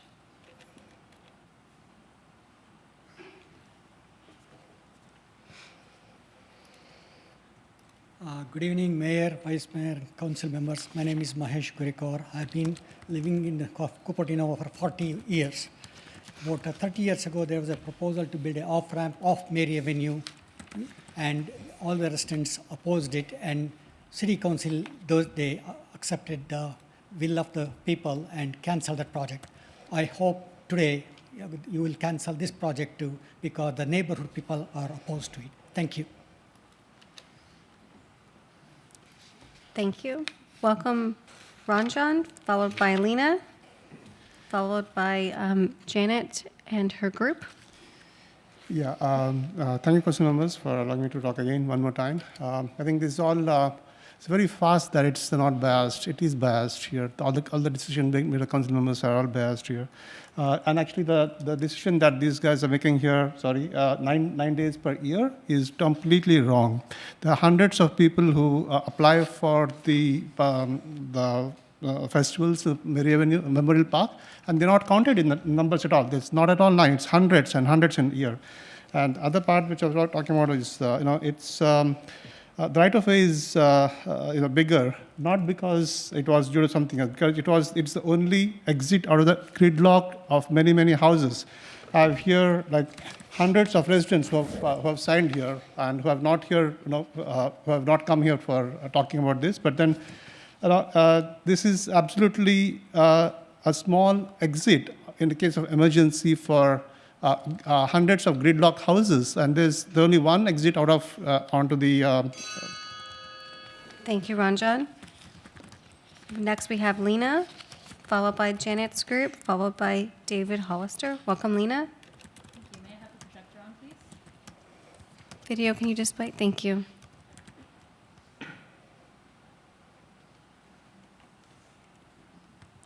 Good evening. I'd like to supplement Paul Krupka's report with evidence, since that is the focus of today's votes. I want to highlight two things that Vice Mayor Chow had alluded to today. The first is the Westport data showing the 19 parking spot on-site deficiency. One of the backup plans for the residents for over 171 units is for them to park off-site in San Jose, 8 miles away at Oakmont residential units. That's ridiculous. I don't know how you can call this land on Mary Ave underutilized, unnecessary, when you have a shortage right next door at the future Westport, Building 1. Number two, and I'm going to send this as evidence for the record, the Memorial Park specific plan. Recommendation number 6 specifically says, maintain current parking configuration along Mary Avenue. Why are you guys changing it, taking things away, moving a lane to the other side? You have evidence right here. Thank you, Lena. Next, we have Janet Van Zorn and her group.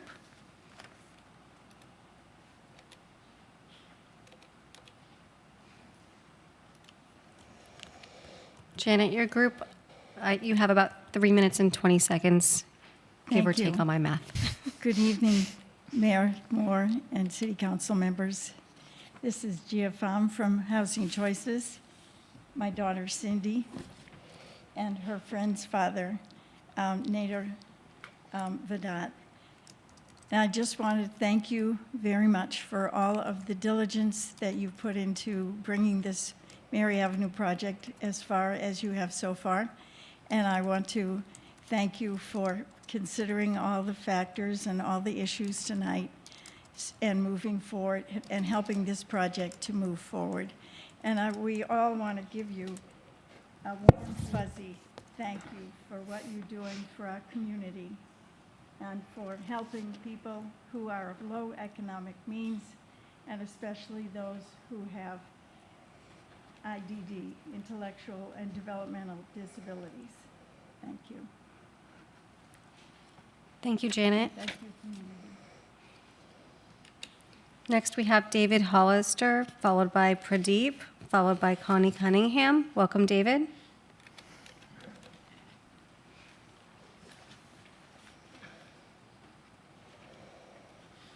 Hi, I'm a homeowner at Casa de Aza. My concerns, and I'm opposed to vacating and calling this site surplus, is that parking will be worse. We already have people coming in our parking space. 9 times is 9 times too many for violations like that. I'm also opposed to this because everything will be worse. It'll be less safe for bicyclists, less safe for pedestrians, even less safe for cars. It'll be congestion.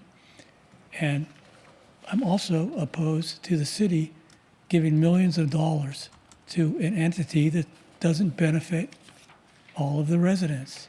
It's a private corporation with very limited scope. It's not for the benefit of the citizens of Cupertino. Thank you, David. Next, we have Pradeep, followed by Connie Cunningham, followed by Jean Bedord. Welcome, Pradeep. Hello, Mayor and Council members. My name is Pradeep Boj. I'm a nearby long-time resident of Cupertino for over 25 years, and I'm here to strongly object to this Mary Villas project and the vacation of the strip of land. When I first heard about this, I thought it was a ridiculous idea to have 40 units in such a small strip of land, and it's been used by high school jogging groups, bike lanes, pedestrians, and of course regular traffic, especially during events. So I think a project like this is more suited to a bigger chunk of land where Valco used to be, or a parking lot somewhere. So I think it's here to again object to the vacation and the building of the villas here. Thank you. Thank you, Pradeep. Next, we have Connie Cunningham, followed by Jean Bedord, followed by Yvonne Thorstensen. Welcome, Connie. Thank you. Good evening, Mayor Moore and council members. My name is Connie Cunningham. I am a 38-year resident here and currently chair of the Housing Commission, speaking for my behalf only. I want to thank the city staff for their excellent work, and to the city attorney for opinions we can rely upon that the project meets legal requirements. I urge you to approve the recommendations for agenda item 8 to make the project exempt from CEQA and the vacation of the portion of the public right-of-way located along Mary Avenue. This particular project does a beautiful job of balancing the needs of the city, including housing, roadway, parking, sidewalk, and bicycling. Thank you for your time. Thank you, Connie. Next, we have Jean Bedord, followed by Yvonne Thorstensen. Welcome, Jean. Good evening. My name is Jean Bedord, and I am a Cupertino resident. I am here to ask that Ray Wong be recused from this item. The communication that is in the public record clearly indicates that he has prejudged this item. This is unethical behavior, and it should be removed. I urge you to approve this vacation. It is in the public best interest to vacate this property and provide for housing, which is so desperately needed. And the other items that on this agenda show that need. Thank you. Thank you, Jean. Next, we have Yvonne Thorstensen. Welcome, Yvonne.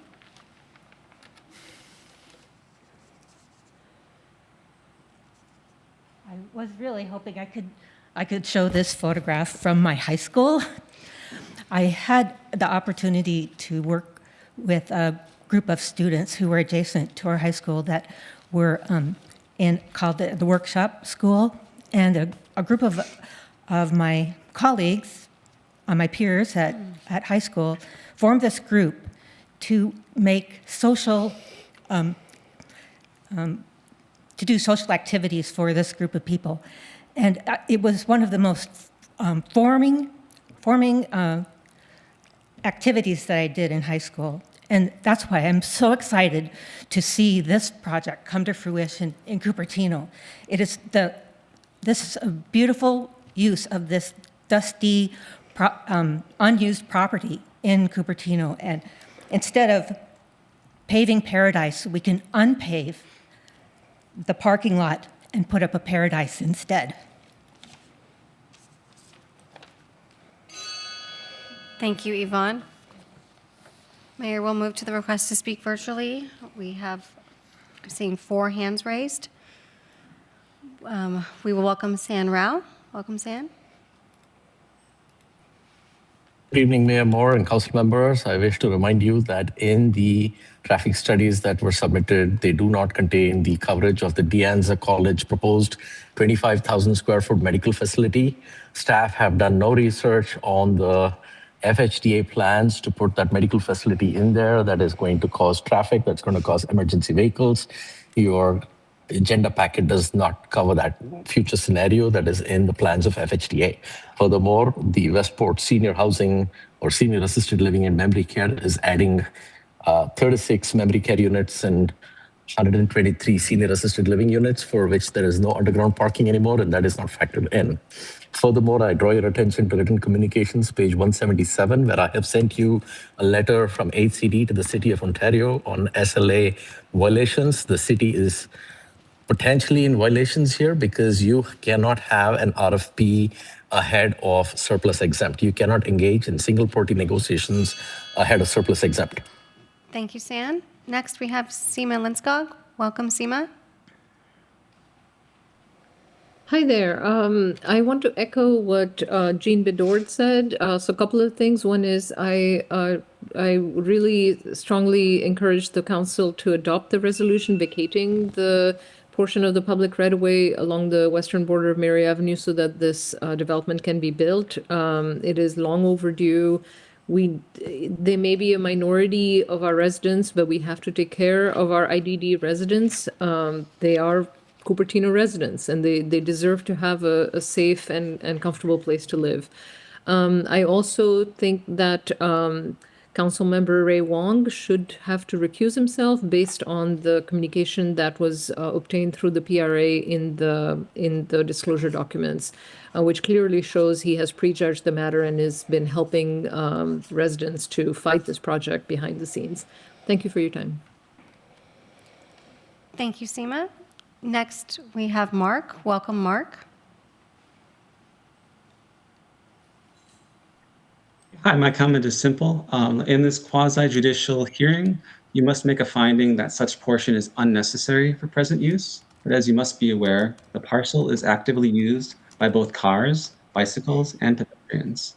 Because the parcel is an actively used right-of-way, You cannot vacate it until such time as it is no longer necessary for present and prospective use. If it weren't for the housing proposal, this process would be going a lot more slowly.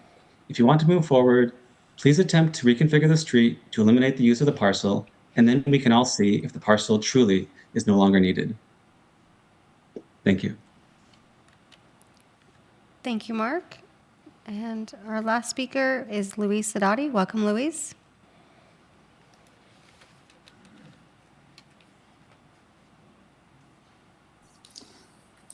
Hi, can you hear me? We can hear you. Okay, so I would ask the council to please vote yes to allow the Mary Avenue Villas to progress to final approval and development.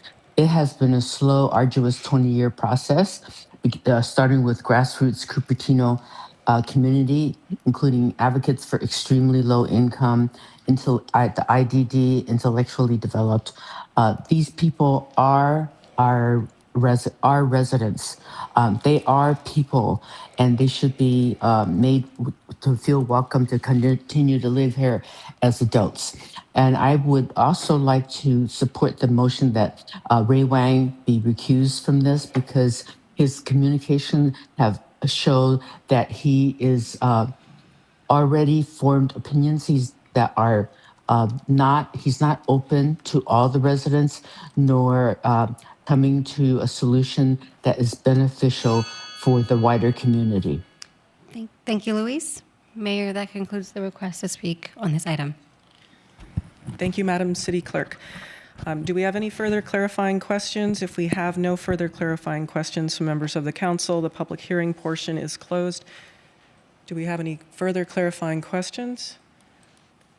Councilmember Wong? I'll yield my time for comments later. Thank you. Okay, so we're looking for clarifying questions. From staff? From the council? If there's no further clarifying questions, we'll close the hearing and then... I still have a question. Okay. Vice Mayor? So the staff presentations, quote from the staff presentation, based on these facts, the council can determine that the right-of-way within the property limits is unnecessary for present or prospective public purposes. So we need to make that determination based on facts provided in today's agenda. So do we have any traffic analysis included in today's agenda for present and prospective public parking uses, which is the main use for this property right now?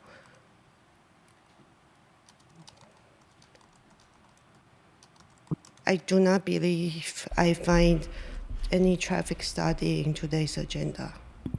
I don't believe this traffic study was provided with this agenda. Okay, thank you for clarifying that.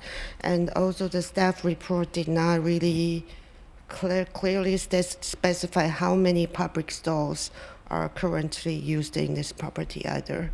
So it's really hard to even figure out whether this number of stalls would be necessary for present and or prospective public purposes. Right. With the project, there are 89 net stalls being lost, and those stalls aren't needed during most of the year. They are utilized during some of the festivals. And speaking with the Director of Parks and Recreation, they do require all festival coordinators to enter an agreement with De Anza College to secure parking on their property for the festivals. And I do know that there are more community groups who hope to host more festivals in Memorial Park, not just 9. There might be more. And De Anza College is starting to charge for parking, so whether that agreement would... But anyway, none of this is... We don't have a study on to that effect. Thank you.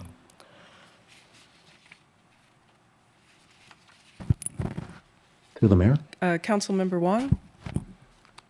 I'd like to expand on the vice mayor's points. Why is there a lack of data to make a decision here in terms of studies on traffic? We've had to have private parties make a study. Why is there a lack of data on the other usage throughout the year? Why is the Memorial Park data not included in this? Why is there not a holistic view of this other than an opinion being made here? We're supposed to be data-driven. I mean, good governance requires incorporating neighborhood feedback. Good governance includes a holistic plan. Good governance would require we have a real traffic study. Good governance would require we be doing this data-driven. Good governance would mean we would stop rushing the process for the name of efficiency instead of getting the information. So why don't we have that data in the study, Director Mosley?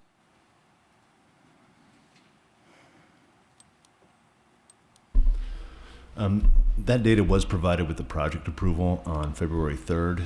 There's a lot of information there for the project. This is not some brand new project that nobody is aware of. We have talked about this project at least half a dozen times over the last year or so, and that data was provided previously. This action is strictly to continue with the project with the vacation of the right-of-way. Hopefully that. But the that helps project out there. requirement for submission to determine not having CEQA should have that in the packet, should have that in the confirmation, should have that for the public. That was the question. I yield my time. Thank you. Thank you. So I believe we are now through with the clarifying questions from members of the council. The public hearing portion is closed. Do we have a motion and a second on this item?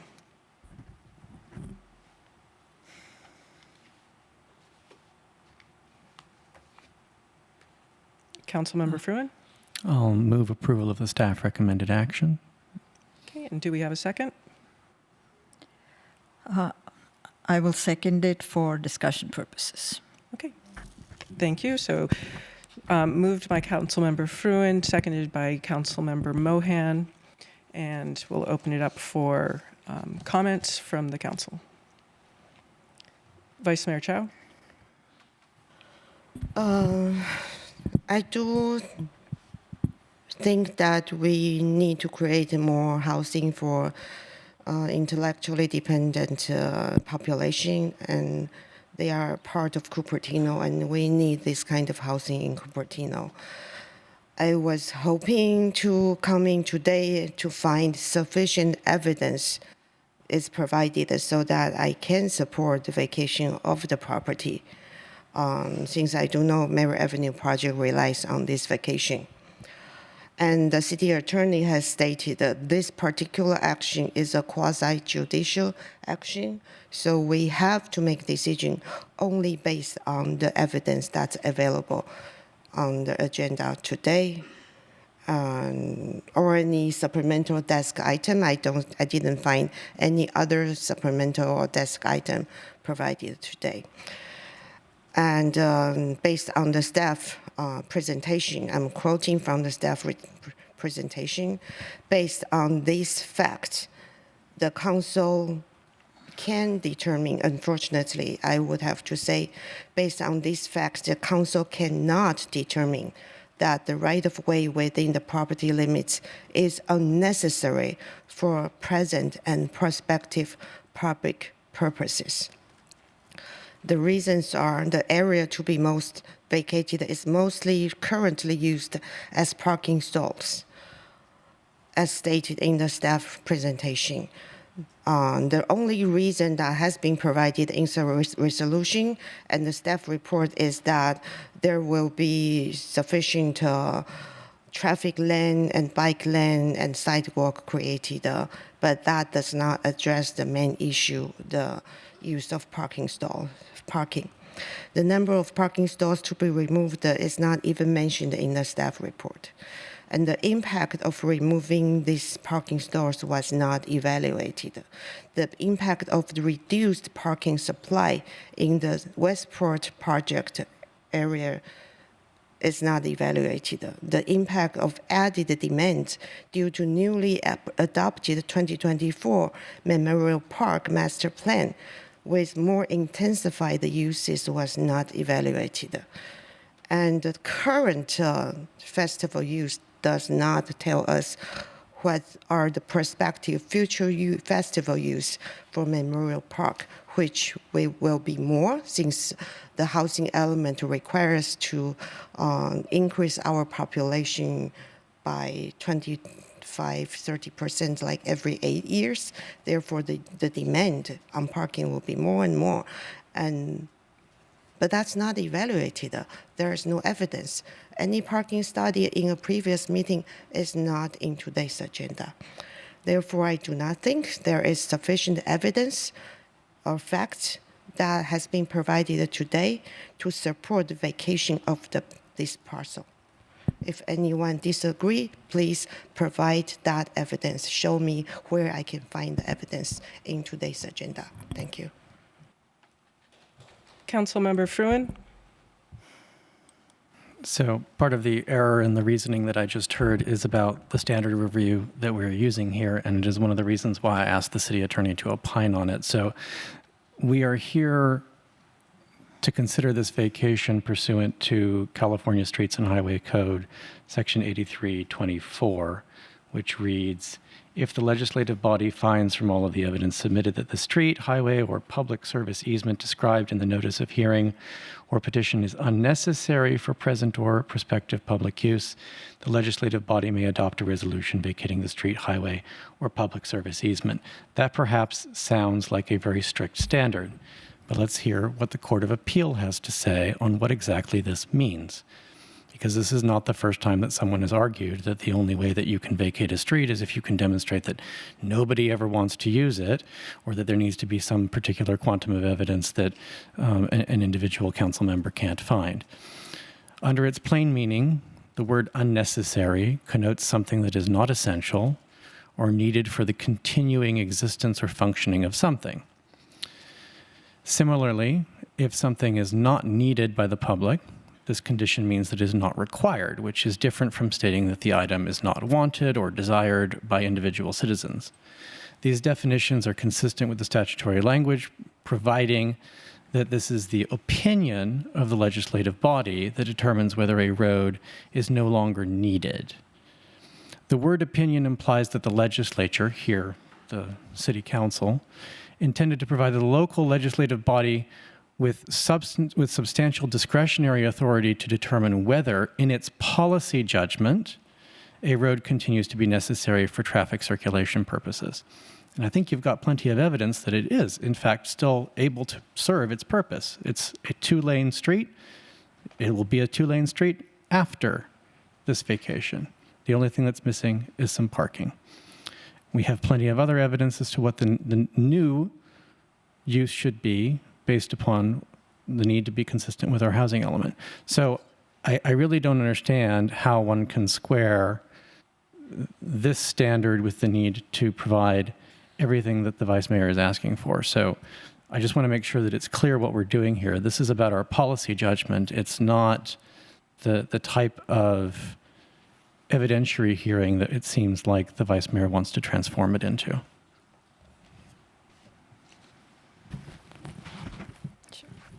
I do see a hand raised from Councilmember Wong. Councilmember Wong. Hi, I respect Councilmember Fruin's legal prowess in the Airport Business Center versus Santa Rosa case.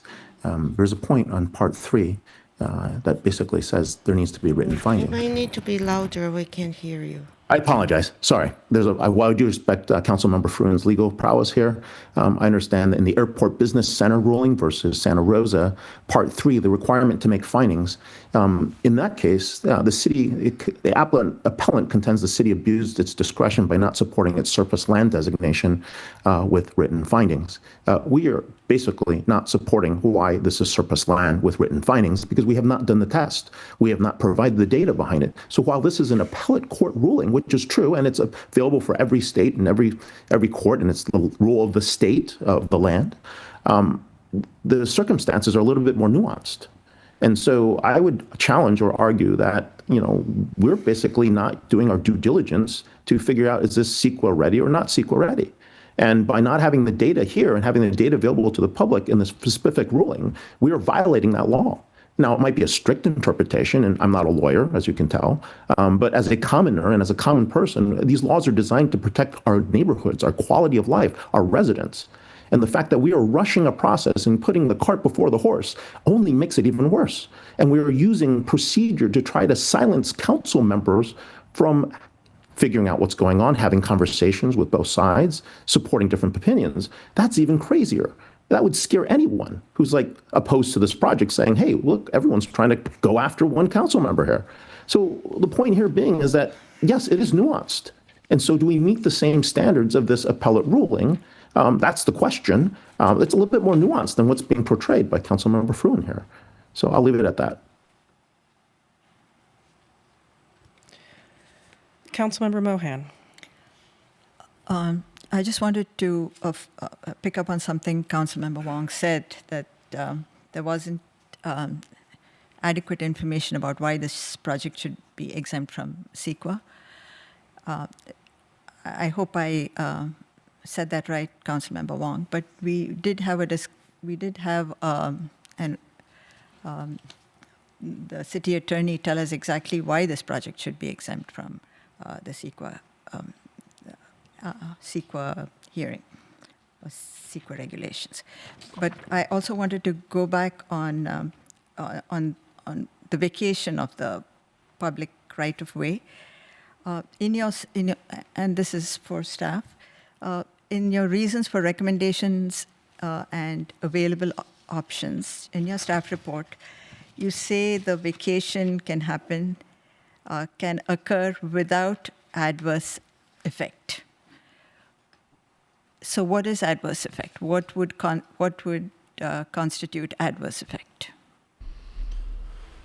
In this case, we're talking about public progression along Mary Avenue. Mary Avenue is a neighborhood street. People utilize it to get to their residences, and with the project, the residents will continue to be able to get to their homes along the street. We do have adequate vehicle lanes, bicycle lanes, and pedestrian facilities to allow that progression and that use of the public right-of-way. Okay, so the loss of 83 parking spaces in itself does not make for adverse effect. Is that what you're saying? In my opinion, no. It's a public right of way, not necessarily a public right to park. Okay, and one last question. We heard residents of the neighborhood talk about the traffic situation during festivals and how crowded it is with Memorial Park spaces being filled up, streets and De Anza. And the De Anza College parking may be available, may not be available in the future. Do you look at the whole picture when you said this can occur without adverse effect, or are you looking specifically at the Mary Avenue site? I'm not 100% sure what the question is there, but we are focused on the Mary Avenue site. Okay. The question is, do you consider the traffic situation, not just on Mary Avenue, but on the De Anza parking and the street parking and basically the loss of 83 spaces? Maybe I can just answer that. The street remains functional. The sidewalk, the thoroughfare, the right-of-way remains functional. And the question is, what's the value of the parking? And I think that is the question before this council. You're deciding, would we prefer to have a 40-unit affordable housing project for the intellectually and developmentally disabled population? Or would we rather have the parking spaces? That's the policy question here. And so the information that you're seeking in the staff report, it's really unnecessary because the question really is that. Okay. I may come back to that later, but for now, thank you. Thank you. And I have a question for the city attorney regarding this. So our resolution 26024 includes a specific legal finding regarding the administrative record. The City Council has duly considered the full record before it, including the staff report and other evidence and materials submitted or provided to the Council. The city argues that because they're already approved in the architectural and site approval permit, February 3rd, 2026, the studies associated with the prior approval are part of the whole of the administrative record and do not need to be reattached to every subsequent procedural vote. Madam City Attorney, can you confirm for the record that the November 2025 transportation study is considered part of the administrative record for tonight's item, even though it is not physically attached to the staff report? And does that satisfy our burden of proof for the unnecessary for public use finding? I think that a court would include the information provided with approval of the disposition and development agreement in looking at what constitutes the administrative record. But I... And also, pardon, we are bypassing CEQA. Correct. I'm not entirely sure why you would be going into CEQA documents if you're CEQA exempt. Correct. Okay. And also, with regards to the width of the street, going back to that 94 feet, so that's a relic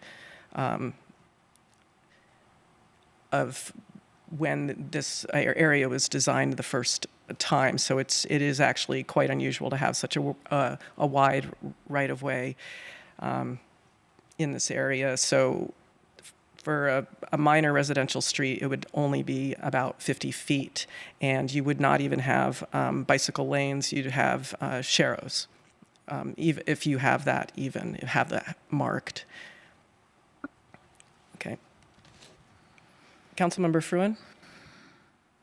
Yeah, I just want to reiterate the sort of distinction here. This is, as the court is noting, and as the city attorney is, I think, trying to underscore, the question before us is a policy judgment, ultimately. So I certainly appreciate the notation to the reincorporation of other documents into the record, and I agree with the city attorney that if a court were reviewing all of this, it would all be in one go. The entirety of the record would be considered at once. But this is ultimately a policy judgment. And just for the sake of clarity as well, the case that I am reading from is not the one that is mentioned in the staff report with respect to the Surplus Land Act. This is the Citizens for Improved Sorrento Access, Inc. versus the City of San Diego. It's 118 CalApp 808 for the sake of those who want to look it up. This is specific to the vacation of a public right-of-way and the standard that has to be followed. It's different from the Surplus Land Act.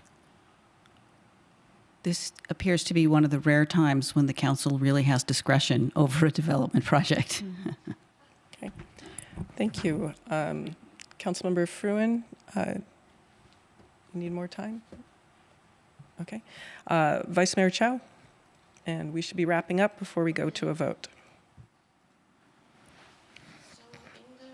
I'm sharing the screen with the resolution. At the bottom of the first page, it says that the legal effect of the DDA.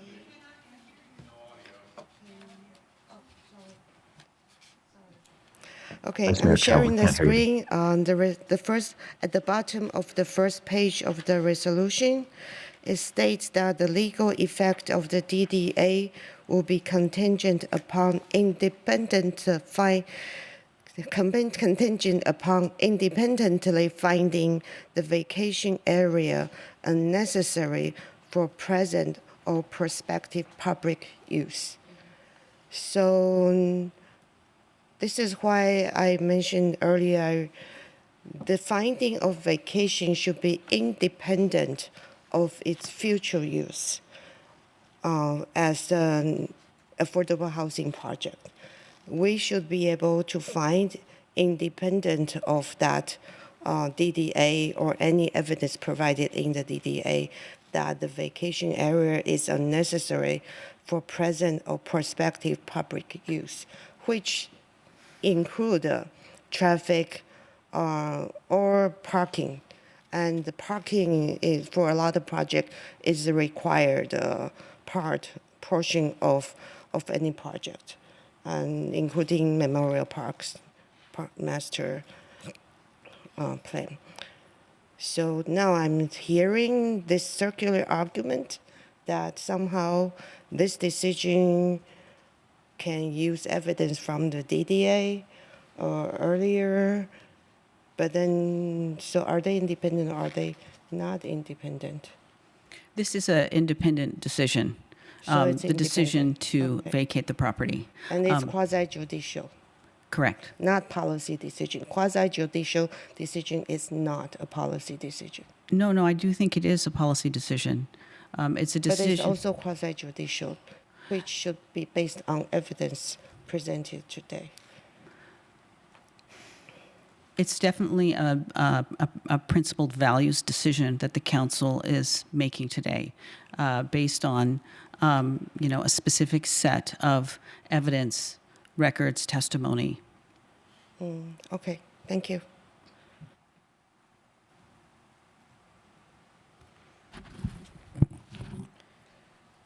Madam City Attorney,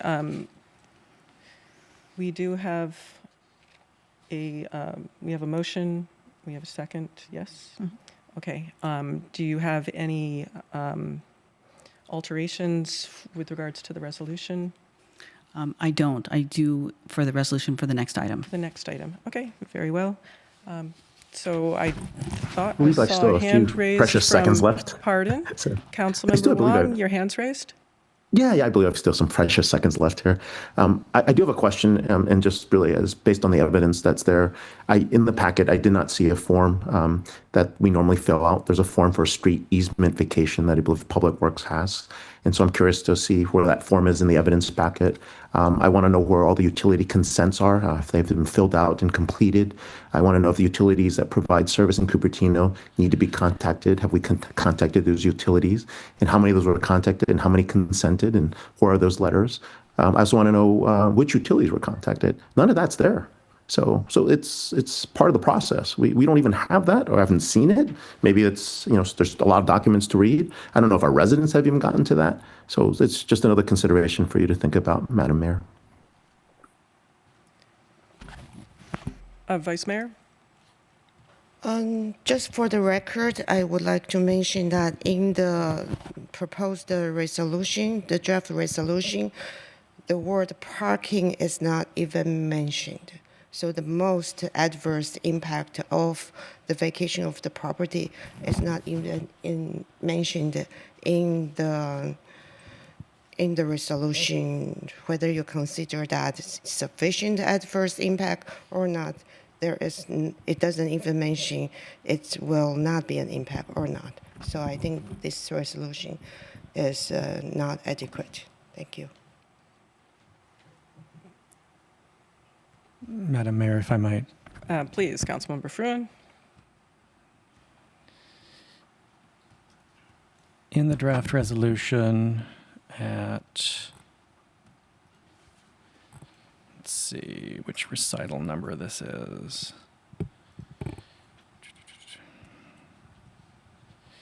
Well, I'll go to page 3. The first recital that is actually visible does note all of the public utilities that have been noticed and that no objection letters have been obtained from any of those entities.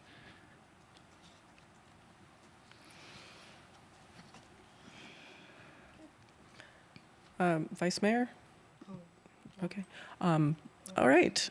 So I'm hearing no further questions or comments on this item. Well, comments, I should say. Madam City Clerk, will you please conduct the roll call vote? Yes, Mayor. Councilmember Fruin? Aye. Councilmember Mohan? Aye. Councilmember Wong? Nay. Vice Mayor Chow? Nay. Mayor Moore? Aye. The motion carries with Councilmember Wong and Vice Mayor voting no. Okay, thank you, Madam City Clerk. We'll now move on to action calendar item 9, considering the adoption of a resolution declaring the Mary Avenue property exempt surplus land. Madam City Manager, do we have a staff report? Thank you, Mayor. I'm going to turn it over to our city attorney to lead this item as well.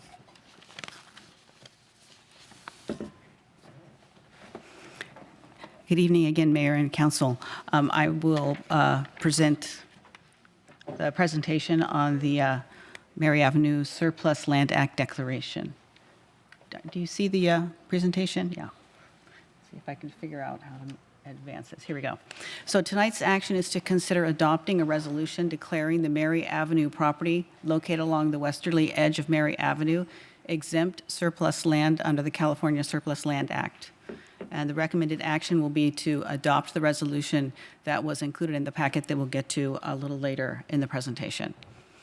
So the property that we're talking about is the same property that we were just talking about. It's parcel 1, and it's on the map there on the left at the bottom. And then a larger zoom out from the property.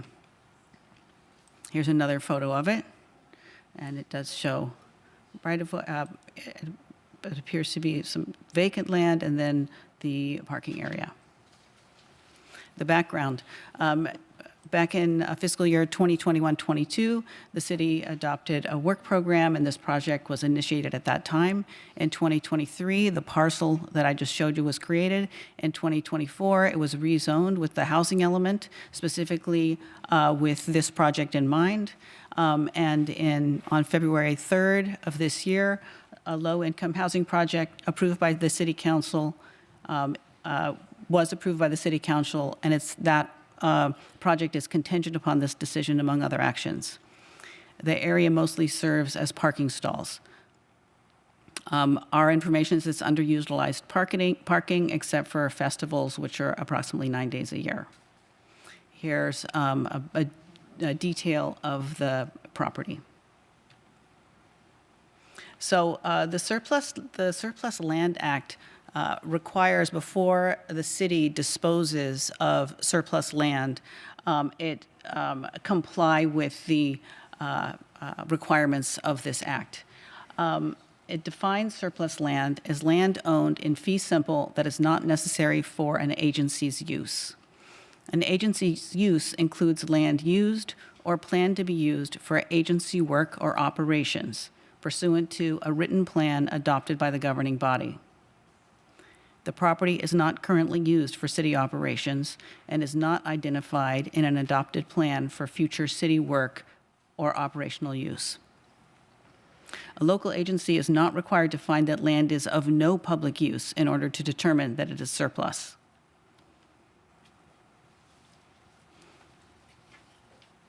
Pursuant to the government code, when a publicly owned non-vacant site is to be included in a housing element site, the city must describe the existing use, disclose any plans to dispose of the property, and during the planning period, dispose of the property during the planning period, and explain how it will comply with the Surplus Land Act.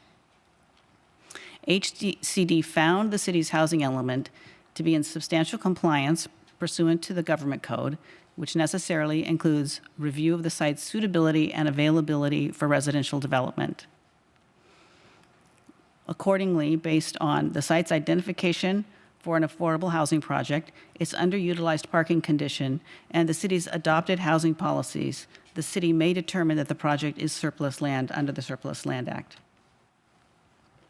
So in this instance, when a city is planning on disposing of surplus land, usually they have to go through a whole notice period, and it's, quite involved, the process.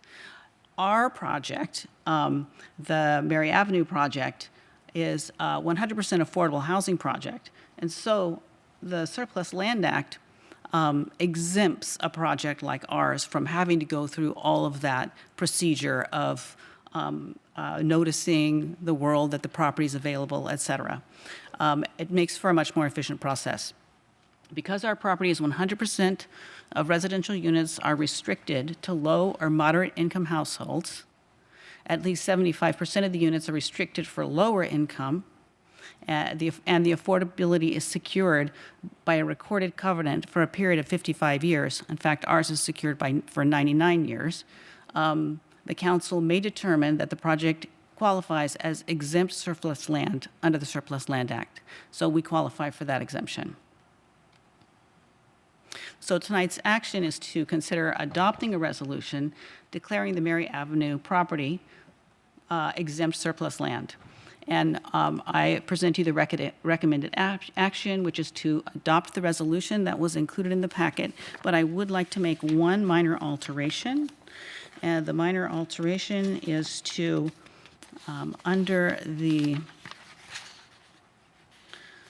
section, now therefore be it resolved in the resolutions, section number 3, you'll notice that paragraph, most of the paragraphs end with a period. This one ends with an and the third prong was omitted there, and I'll read the third prong, which is 3. Although a portion of the property has been used for public parking purposes, it is not essential for the agency's operational needs and thus appropriately declared as surplus land. And then it cites to the case that has been referred to earlier, Airport Business Center versus City of Santa Rosa. So that is the recommended action of staff. All right. Thank you, Madam City Attorney. Do we have any clarifying questions from the council at this time? I'm not seeing any hands raised. Okay, so we're going to go out for public comment. Madam City Clerk, do we have members of the public who would like to comment on this item? And again, we'll be providing 1 minute per individual. Groups of 5 will have 4 minutes. You have speaker cards for this? Yes, Mayor. I have about 10 requests to speak in person, and at this time, 1 hand raised virtually. All right. Thank you.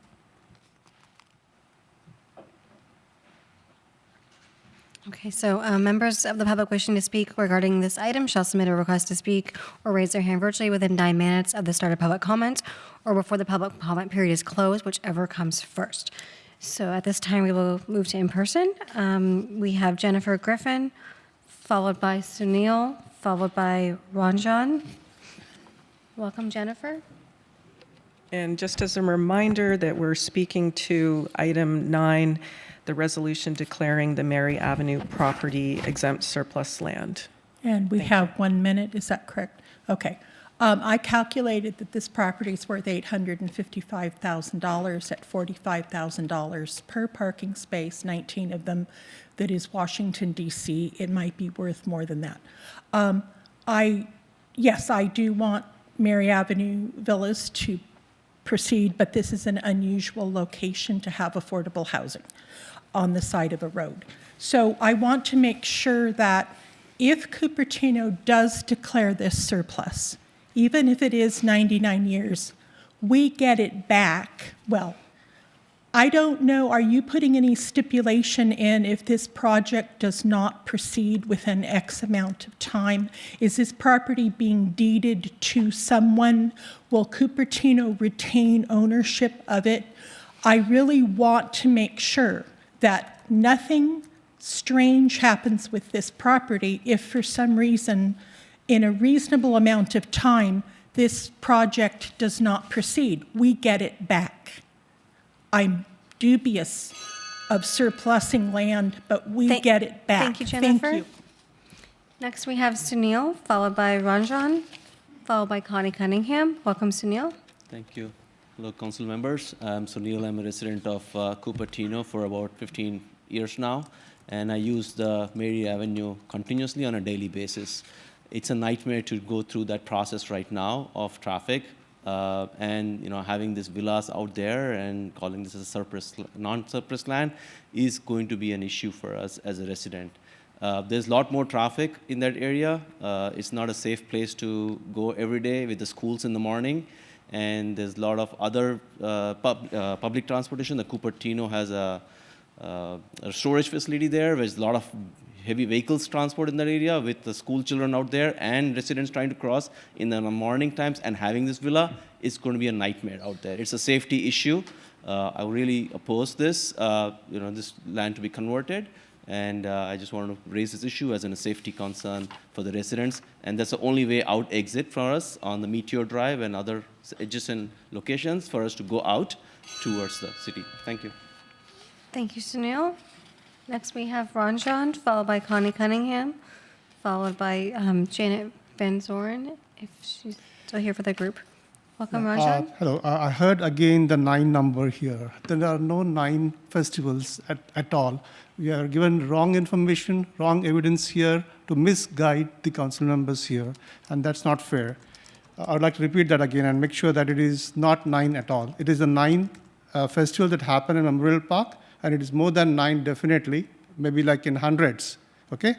The other part that I want to say is about the right-of-way is bigger because of its only exit. It's kind of a safety issue here for all. I'm not against Mary Avenue Villas, but it's kind of, this is not the place for it to happen here, right? So, and the right-of-way had to be done before, much before the project, but this is the next thing which we are, it was very clear to me that everyone here who voted here was biased.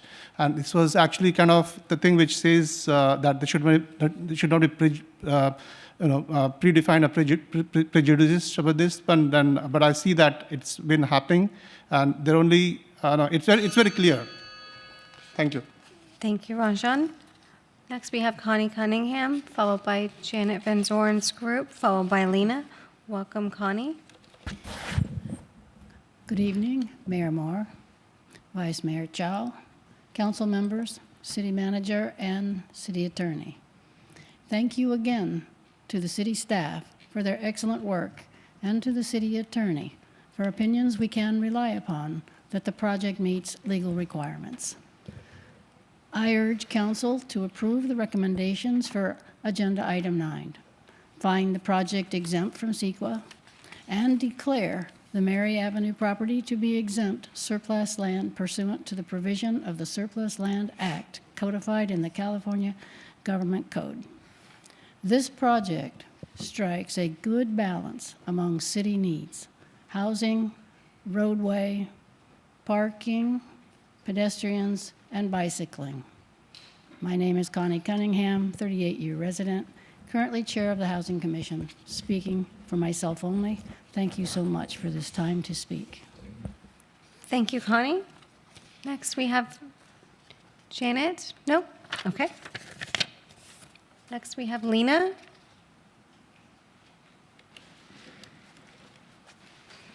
May I use the projector again, please? Yes, video, would you be able to display the projector? Thank you. I am speaking in opposition of the remaining vote tonight. I did want to address 2 things. The first is the comment that the streets remain functional at 94 feet. Okay, but we have to look at the lanes that are being narrowed. The 2 traffic lanes are being narrowed to 11 feet each. In this photo, you can see the 10-foot wide service truck going back to the Cupertino Service Center at the end of Mary Avenue, right by the bike bridge. Over 75 vehicles pass every day. You can see there's safety concerns. When you narrow the lane further from this current condition, this is what it's going to look like. The trucks are going to sway, doors are going to open and hit cars, trucks. That's an unaddressed issue that Paul Krupta has addressed in his evidentiary submittal to the record. Secondly, the November parking report by Hexagon is insufficient and underestimates the traffic count. It was performed during spring break. People were out of town. I'm going to submit all of this as evidence for the record. Thank you, Lena. Next, we have Jean Bedord, followed by Yvonne Thorstensen, followed by Pradeep. If Pradeep would like to speak again. Welcome, Jean. Thank you. My name is Jean Bedord, and I'm a resident of Cupertino, and I will be brief. Please approve this. It's been a long, drawn-out process. I can't believe how much time we have spent on a project that makes a lot of sense. The council has identified a piece of land that can be put to better use to benefit Cupertino residents. So let's finish the job. Approve it tonight. Thank you. Thank you, Jean. Next, we have Yvonne Thorstensen.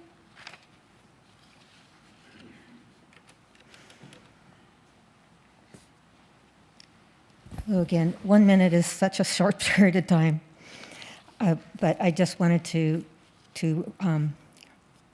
reiterate my enthusiastic support for this Mary Avenue Villas project and my belief that this is a really best use of this surplus property, and that taking this resolution today to finish the declaration and move this project along is the right thing to do. It's the right thing for the legacy of the city to build for the future, and to welcome new neighbors into a small, vibrant community filled with people, not cars. Thank you. Thank you, Yvonne. Next, we have Pradeep, followed by Kiran. Welcome, Pradeep. Yeah, I would like to repeat the same thing, that this project it causes safety concerns, as presented by Lynn or someone about. I think that's a very good incident of having too many cars in a narrow strip of road and having apartment complexes and adding to the traffic. So I think it'll be huge traffic congestions during events and even regular peak time traffic. And I'm a nearby resident. I use this section very regularly to go in and out and get to the freeways. So again, I object to the whole project for this strip of land. Thank you. Thank you, Pradeep. Next, we have Kiran. Welcome, Kiran. Hello, good evening, Mayor, Vice Mayor, City Council members. My name is Kiran Varshni Arora. I am part of the Cupertino Rotary Club Housing Corporation. I'm a board member, but today I'm speaking on my own behalf as an individual. So I want to really commend the City Council members for following a stepwise process of review, public hearing, and then approval. Regarding the item 9 that we are discussing today and my comments, this is a priority housing element site. It is 100% affordable housing as has been allocated by the project. It's inclusive. It includes allocation for the IDD population, individual with development disabilities.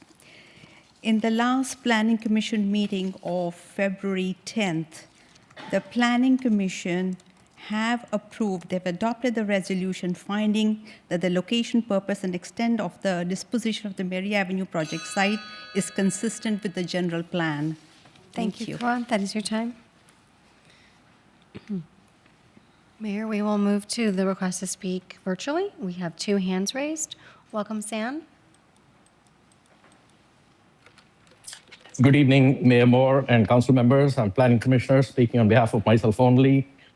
I want to bring to your attention that the actions you're taking right now are not in compliance with the noticing period. The noticing period for even exempt surplus requires a 30-day notice period after the land is owned in fee simple by the city. The land is not owned in fee simple by the city until the vacation is complete, until the resolution to vacate is signed, and until a 30-day period is provided for residents to comment. So the timeline that follows between vacation and the exempt surplus deeming is basically that once the public hearing is held and council adopts the resolution to vacate, you then need to record the vacation and publish that, and the public body response has a 30-day window from the notice of receipt to be able to object or appeal to the vacation. And until that window elapses, you cannot start the exempt surplus. Thank you, Sam. Next, we have Luis Sadati. Welcome, Luis.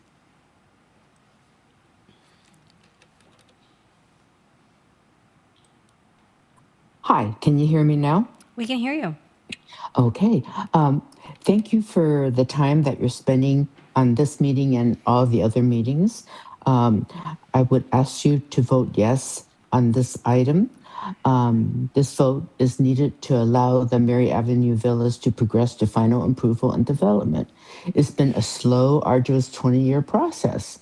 And there's been many council meetings and planning commission meetings and studies with many issues having been addressed, including traffic and safety.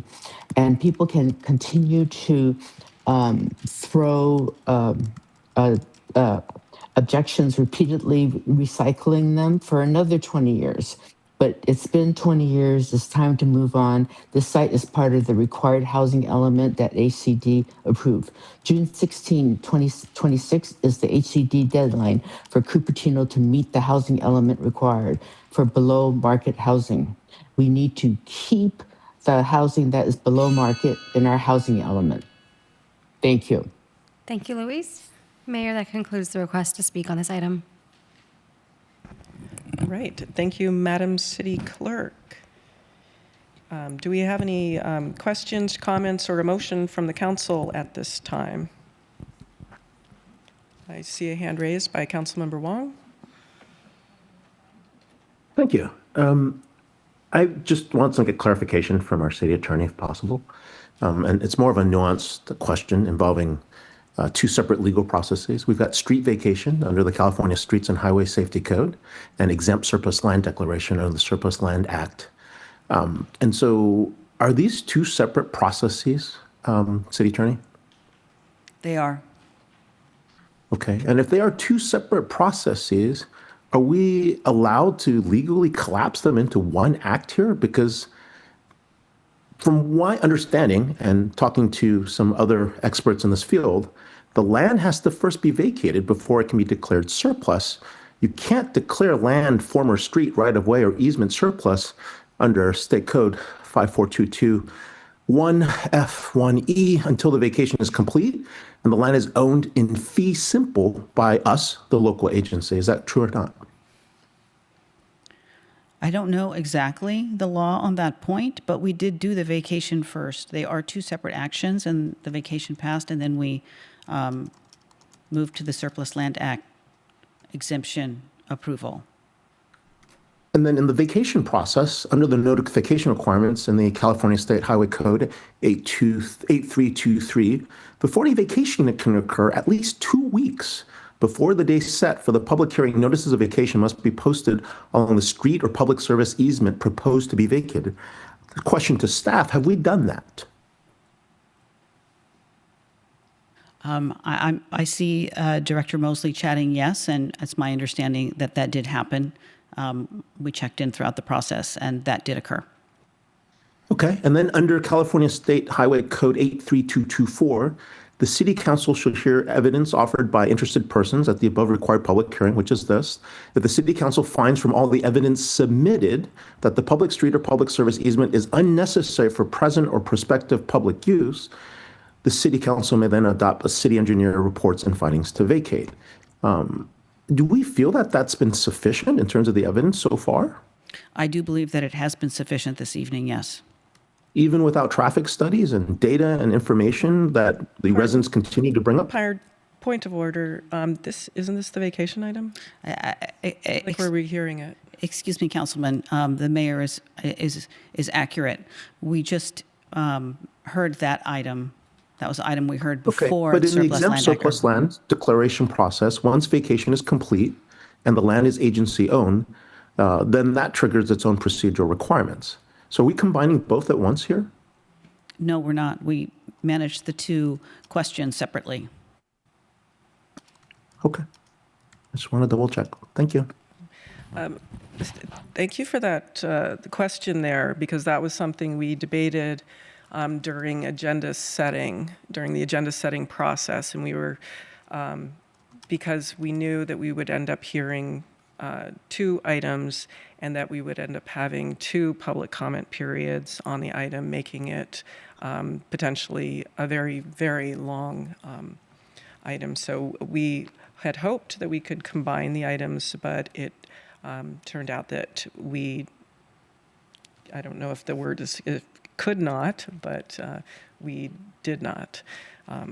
do that. Mayor, And that's could why we wanted to see if we could have a combined hearing with the action item, because one of the items rises to the level of being a public hearing and the other does not.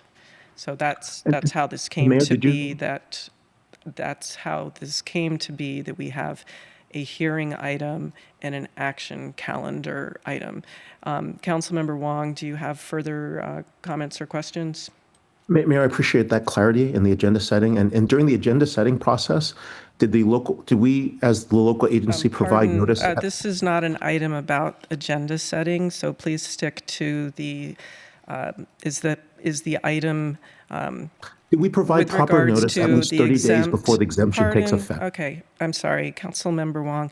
The item is a resolution declaring the Mary Avenue property exempt surplus land under the California germane. Surplus Land Act. Do you have a question or comment to that item? Mayor, I appreciate that. And the nuance is not in your agenda setting. The nuance is in the thought process in general. As the city, have we provided notice at least 30 days before this exemption takes effect? Because you can't, when you combine the two, and I understand the expediency and the need and the bias for action here, but don't we have to provide 30 days before the exemption takes effect for the surplus land before you can then vacate it? I mean, the order of operations seems incorrect here. And City Attorney, can you validate that? I don't believe the order of operation is incorrect. And once the council acts on the current agenda item, if it passes, then we deliver the resolution to HCD for its review and approval within 30 days of the item passing. We don't have to do any noticing at all, City Attorney? All of the noticing for the vacation already occurred, the separate item. Under the Surplus Land Act, I don't think we need to do any noticing. Maybe I have bad advice, and maybe this is not true, but I believe the order is vacation followed by surplus exempt, and a 30-day notice is required after vacation. If you notice before it occurs, then that's biased, and noticing is needed for surplus land exempt. Is there an exception to that noticing in this case? I don't really know what you mean by noticing. I consider noticing to be the time when you tell the public that an action is going to be taken. Pay attention. If you want to participate, here's your notice. Here's when you can participate. Notice to HCD is a different thing. That's where the city sends its package to HCD to say, hey, HCD, agree that we're exempt so we can move forward. And HCD has 30 days to provide their feedback to you. But those are two completely different kinds of noticing, and the city is complying with both in the right order. So we have 30-day notice for the surplus land vacation? It's not a vacation. The Surplus Land Act is not a vacation. Designation, sorry. Exemption, yeah, correct. We have 30 days, to notify HCD that we are claiming the exemption. So that What we about don't. the public? Pardon me? Does the public need 30 days notice? No, this is not notice to the public. This is notice to HCD so that HCD can decide if they agree that you qualify for the exemption. Okay, so this is the government code 54221B for HCD guidelines and 103C1 30-day notice period. That's what I'm talking about. Okay, thank you.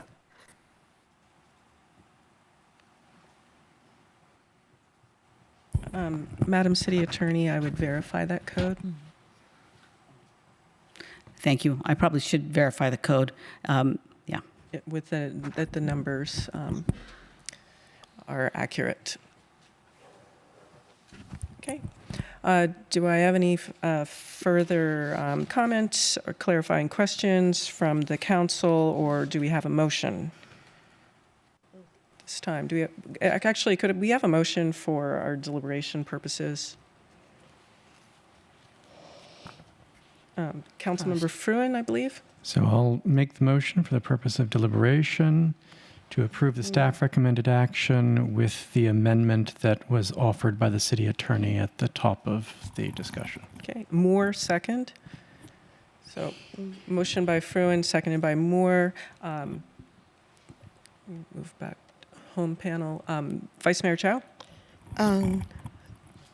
Just follow up on the questions from the public.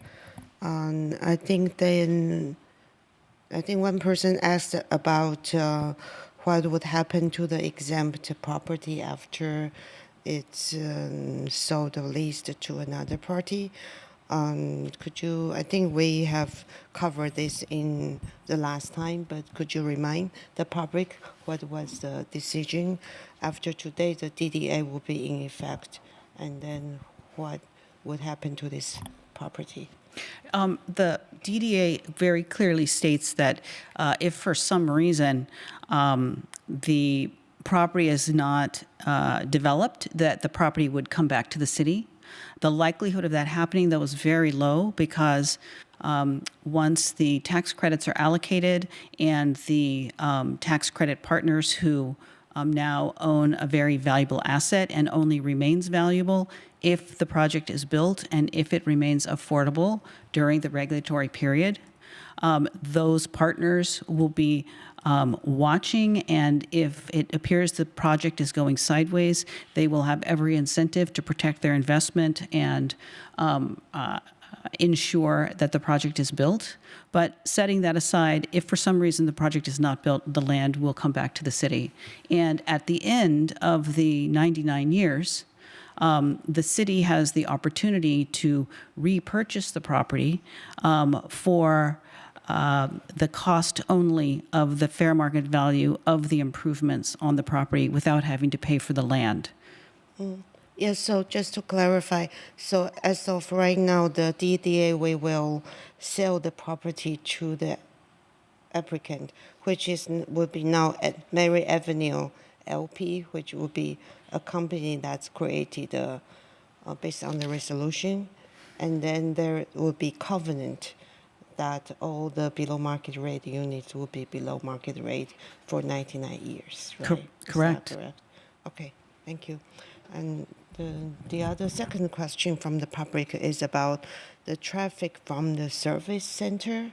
So, so how much is the traffic from the service center? And there was a picture of a large truck. I don't assume that's not a typical city truck, right? Perhaps we can ask Director Mosley to chime in on that. This is a screenshot I saved.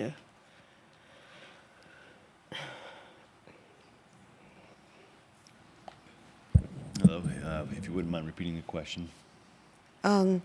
So the public was concerned about the traffic from service center, how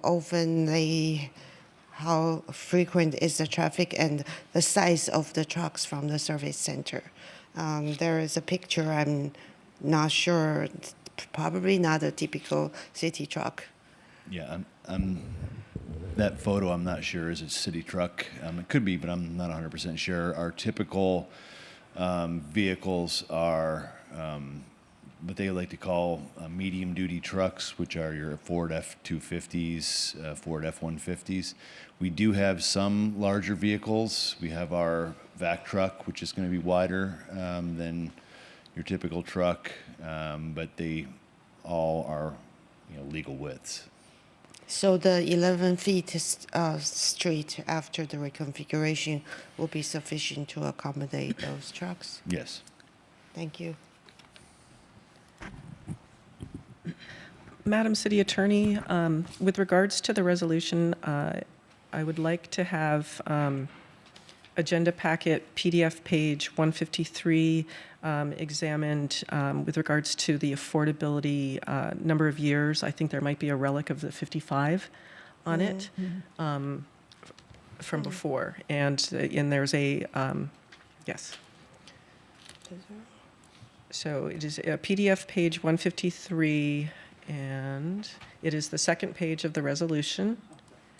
First paragraph at the top, about halfway through, It says households at an affordable rent for at least 55 years. Is that correct, or should it say is it affordable rent for 99 years? I know we made this change, and it might be a relic of prior editions. If I might interject, I think it is simply reciting the words of the statute. Right. Correct. Yeah. The statute only requires it be, the covenant lasts for 55 years. Okay. Okay, because I know there's some confusion on which one. Okay, so we don't have to make any edit on that particular page. It does mention 99 years in another section where it mentions the covenants. Okay, wonderful. Okay, so we have a motion, we have a second. Madam City Clerk, if we have no further comments, will you please conduct the roll call vote? If I may, one comment. I find that in this draft resolution, it does mention that when we adopted the general plan, we anticipate the vacation of the on-street parking. So the vacation should have been for on-street parking, but we didn't really address that issue. Somehow this is mentioned in this resolution. This, I think, should have been addressed in the other resolution. Vice Mayor, I think that the right-of-way, including the parking, is all part of the street.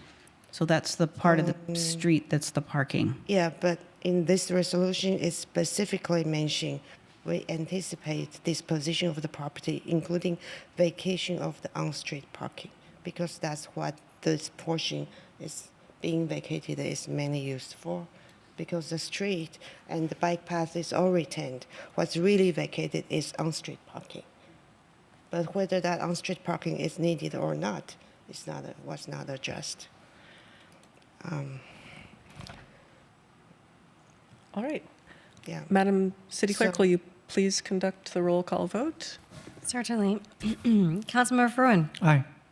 Councilmember Mohan. Aye. Councilmember Wong. Nay. Vice Mayor Chow. Yeah, I think based on the same reason that I cannot find we have provided enough reason to say the city does not need this portion of the property for on-street parking based on the evidence provided for current and present and prospective uses for on-street parking.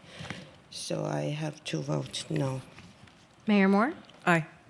The motion carries with Wong and Chow voting no. Thank you.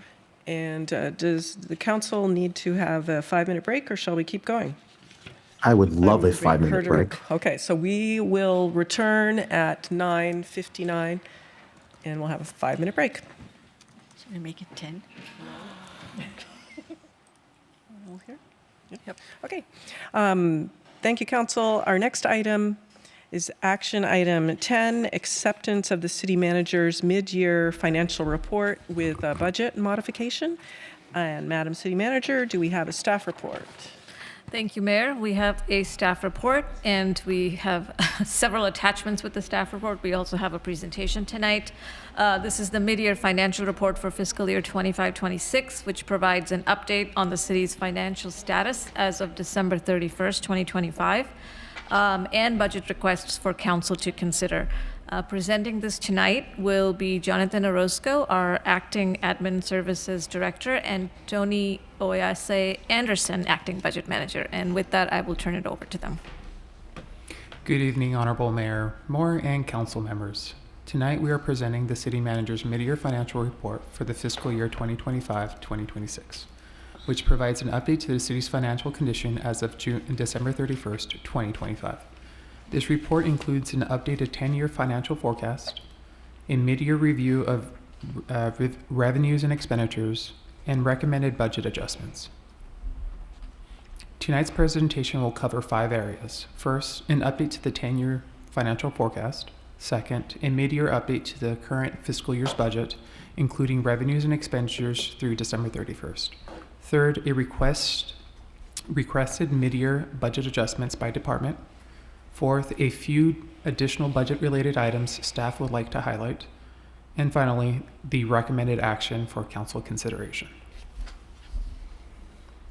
This slide shows the updated baseline for the general forecast for the next 10 years.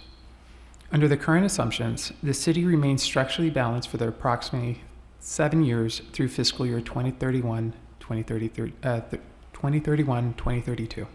However, the forecast shows structural deficits emerging in the final years of the forecast, primarily due to the anticipated sunset of the user utility tax, or the utility user tax, in fiscal year 2030-2031, and the absence of a new or renewed revenue source. It is important to note that this baseline scenario does not include several factors, including the proposed 36% sheriff's contract increase, potential revenue measures currently under consideration, potential business license increase from recent council actions, and future costs associated with the City Hall project.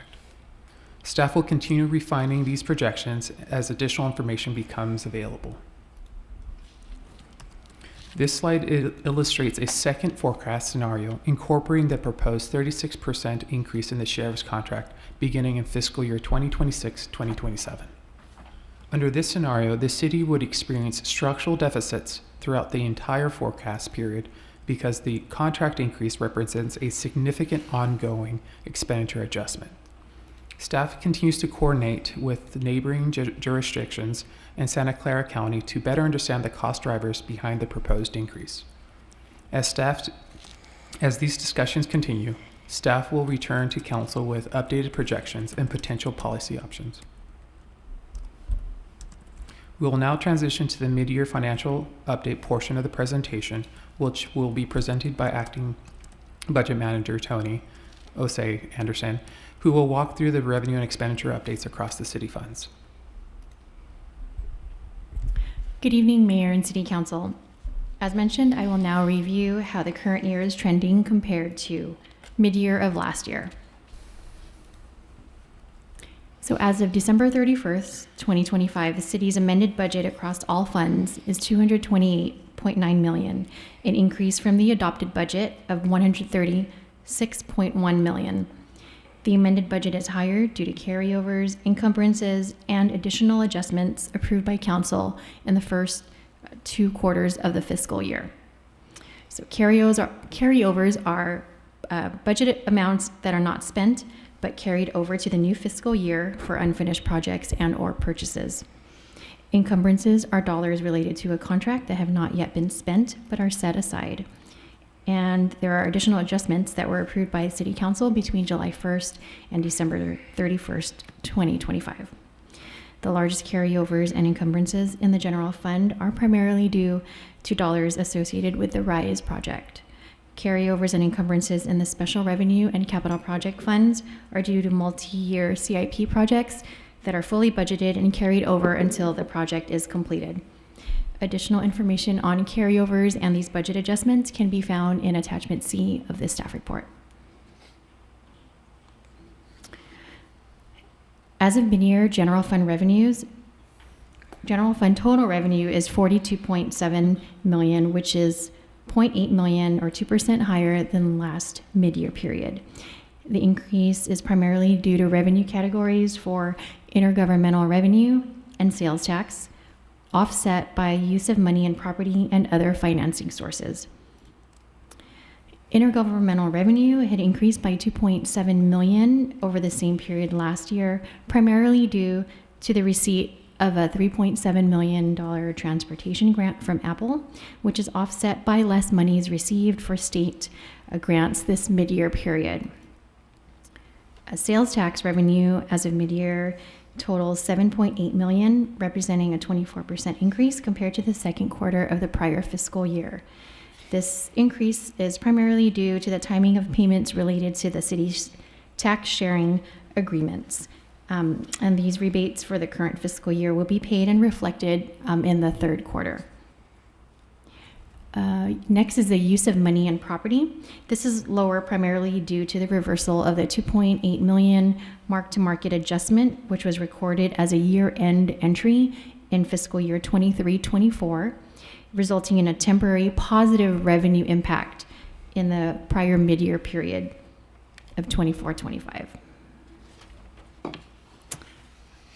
And lastly, other financing sources is lower this mid-year period due to revenues received from the burn property transaction in the prior mid-year period.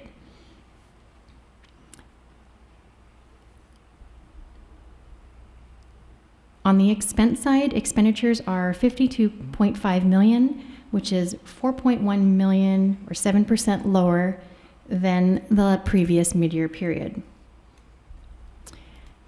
Benefits decreased by approximately $10.5 million, primarily due to the City Council approved one-time additional discretionary payment to CalPERS to address the city's unfunded accrued liability retirement costs, which occurred in the prior mid-year period. This decrease is offset by an increase in transfers out, which is trending higher than last year by $3.2 million, primarily due to an increase in transfers to restart the annual capital reserve funding transfer. Contract services is also trending higher than last year, primarily due to outsourcing legal services, law enforcement contract costs, and the community shuttle rate increases and increased ridership.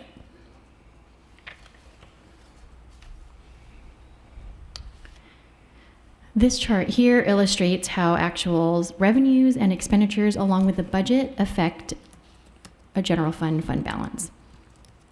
So the general fund's audited ending fund balance for fiscal year 24-25 is $181.8 million, which is a $15.7 million increase from fiscal year 23-24 actuals, primarily due to the prior year ending with expenditure savings that outpace revenue decreases.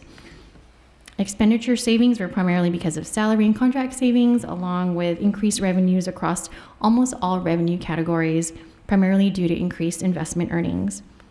As of mid-year, as you can see here, staff anticipate that general fund will end fiscal year 26 with $178.7 million in fund balance, which is an increase of $22.7 million from the 25-26 adopted budget projection. The increase from the adopted budget is a result of both year-end revenues exceeding expenditures and budget savings achieved in the prior fiscal year. Of the total fund balance, 62.7 is unassigned and available to be used. Now I'll hand the presentation back over to Acting Director Orozco, who will cover the recommended budget adjustments. So the departments regularly evaluate their budgets throughout the fiscal year. When operational needs arise that were not anticipated during the budget process, departments may request adjustments as part of the quarterly financial reports. The following slides summarize these requests. This slide summarizes the total requested adjustments by fund. Across all funds, staff is requesting $653,155 in new appropriations, partially offset by $149,578 in revenues, resulting in a net use of approximately $504,000 in fund balance. You will notice that the general fund requests are shown with a red line. Staff has decided to return to council at a later date for one of City Attorney's Office's requests, which will be discussed in the following slide. This slide provides a high-level summary of the department's requests. First, the City Attorney's Office requested $410,000 for legal services due to several unforeseen matters, including personnel issues, affordable housing matters, and builders' remedy cases. Additionally, City Attorney's Office is also requested a budget adjustment for Senior Assistant City Attorney salary alignment. However, staff is recommending this request return to Council at a later date for further discussion. Second, the Finance Department is requesting $75,000 for financial consulting and additional auditing and tax services, including work for the city from the city's external auditors. Third, Innovation and Technology is requesting $15,000 for closed captioning services to ensure the city's digital content complies with new federal accessibility requirements under ADA Title II. Fourth, Parks and Recreation is requesting $15,944 in appropriations tied to proceeds from the Hidden Treasures event, which supports programming and scholarships for the Senior Center's Stay Active Fund. These requests is offset by an estimated $18,478 in revenues, creating a net positive adjustment to the city.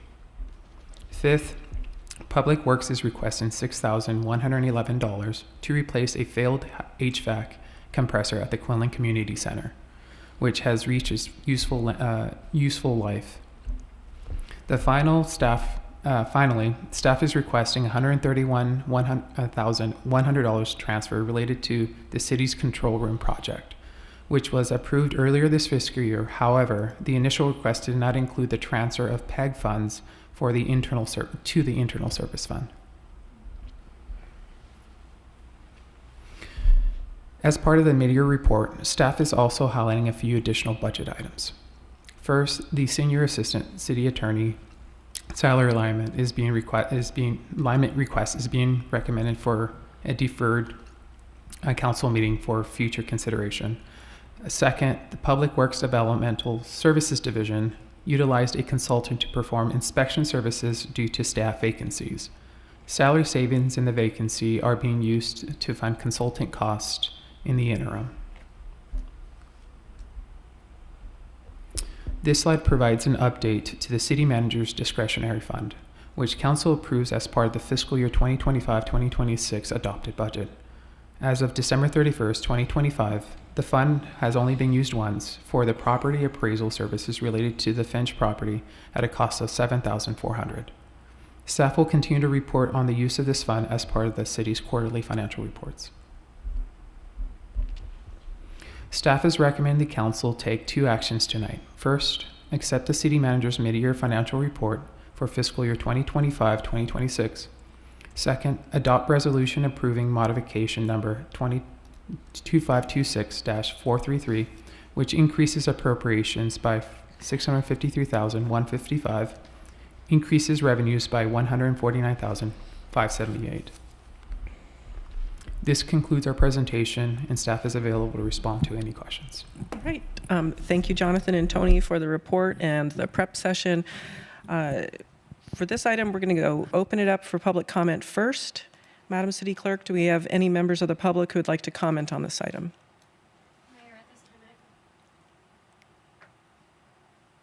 Mayor, at this time, I am not seeing any requests to speak in person, or I do not see any hands raised virtually. All right. Thank you. Do we have any questions or comments from members of the City Council? If not, do we have a motion and a second for deliberation purposes? I'll second. I had a. We need a first. Oh, okay. I'll motion. Okay. Okay, I'll motion. Okay, so you moved the recommended action with the modifications that were presented to us by staff. Mm-hmm. Okay, and do we have a second? I would love to second. Okay, wonderful. Okay, and do we have some clarifying questions? Yeah, I do have some. Okay, I see Councilmember Mohan has her hand raised first, then we will go to Vice Mayor. Yeah, no, I had a fairly straightforward question. I think there was in the innovation and technology, you asked for additional funds for closed caption stuff, and I thought we already had it. I thought we already had closed caption. Is this additional? Can you hear me? This What's is that? for city channel, closed captioning, for our city channel. We Didn't currently we always don't. have it? No. We currently don't. Oh, so it's a city channel versus the YouTube. YouTube Live. Mhm. Okay, I see. Okay, Yeah, YouTube does, but city channel does not. I see. Okay, thank you. Thank you. Vice Mayor. Thank you. Could you remind me again? I think the sheriff's contract, what's the total amount? It seems the projected increase of 36% is about $6 million in 2027 and projected to be about $9 million in 2035. That's increase. So what's the total amount? Currently, our contract has it at about 19 million for fiscal year 2025-2026, and you can expect about a $6 million increase from the existing year to next year for 26-27. Vice Mayor, may I mention something? The city manager can verify this. I don't believe there's a cap on the increases in this new contract that they have proposed for us. No cap. So that means That's correct, and it's really hard to estimate what the every future year years will they be. could have new. Because of the methodology, it's their, what we're hearing is it's whatever their cost is, overhead cost, that they will pass it on 100%. So right now, we don't have any indication. They have no incentive to cut cost. We're in the middle of negotiations, but yeah. Okay. And I think you mentioned that for the community shuttle, there was increased expense because of increased ridership. So I'm just wondering, I thought we have a contract that has a fixed amount for community shuttle. I'm assuming it's for the on-demand shuttle. We can pull that information and get back to you. We don't have that readily available. That's okay, just curious. It's good to have increased ridership.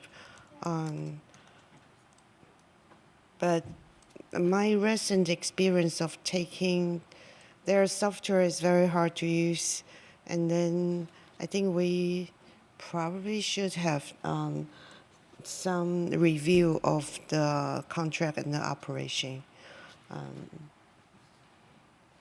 How long is our current contract? You can get back to me later. Yeah, thank you.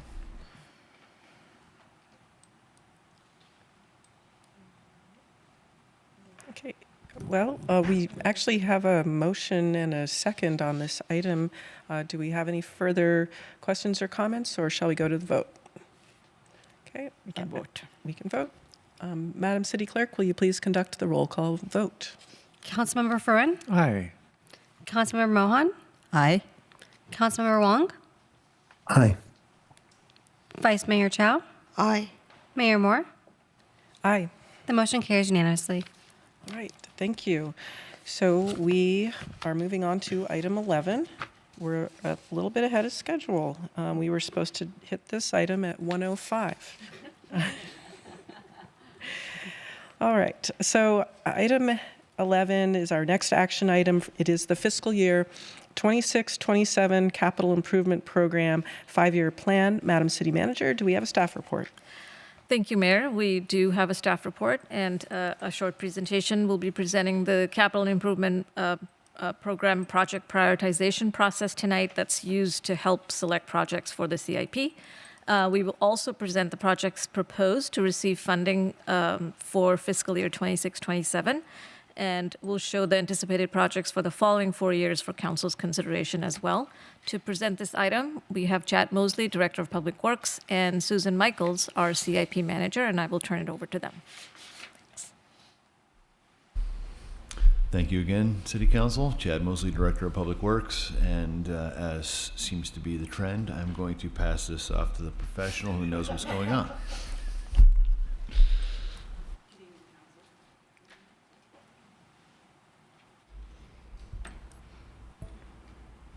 There, excellent. Video, can you share the screen? There we are, thank you.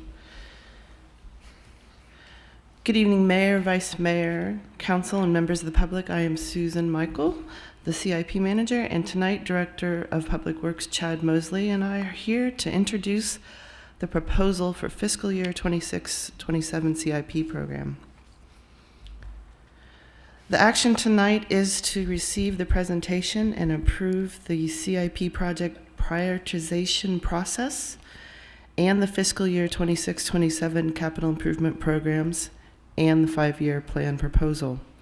We're asking Council to indicate support of this proposed list of CIP projects so that we can include the CIP in this form in the city's fiscal year 26-27 annual budget. We're also asking for Council's review of the prioritization process so that the CIP can build on this procedure moving forward. We will note that years 2 through 5 of the 5-year plan are included for planning purposes to identify potential future expenditures and workloads. These future projects will not be funded with the approval of the fiscal year 26-27 CIP. So knowing that we would be late tonight, we've shortened the presentation quite a bit, and we will rely on questions from council and the community to focus the discussions as needed. I will note that there is a CIP webpage with a great deal of information. The agenda tonight is to first look back at this year, review the prioritization process, then review the proposal for next year, and note what next steps are. So the current projects and achievements. This slide is a visual of the numerous process steps it takes to deliver a CIP project. Many are dictated by the Public Contract Code. This does add time and complexity to each project. I wanted to first go through some of the achievements from the last year. We completed the Jollyman Park all-inclusive playground and the rollout of the LED fixtures for all city streetlights. We also completed the Bridge Preventative Maintenance Program project, and the Senior Center fire alarm system was upgraded as part of the Facilities Condition Assessment Implementation Project. Furthermore, it will be called the FCA project. It's a long title. So there are a number of projects from fiscal year 25-26 that are nearly completed, and we expect to be completed by the end of the fiscal year. We've listed them here. And I wanted to show the list of current CIP projects. We have 22 projects that are active, and that doesn't include the 5 that are nearly complete on the previous page.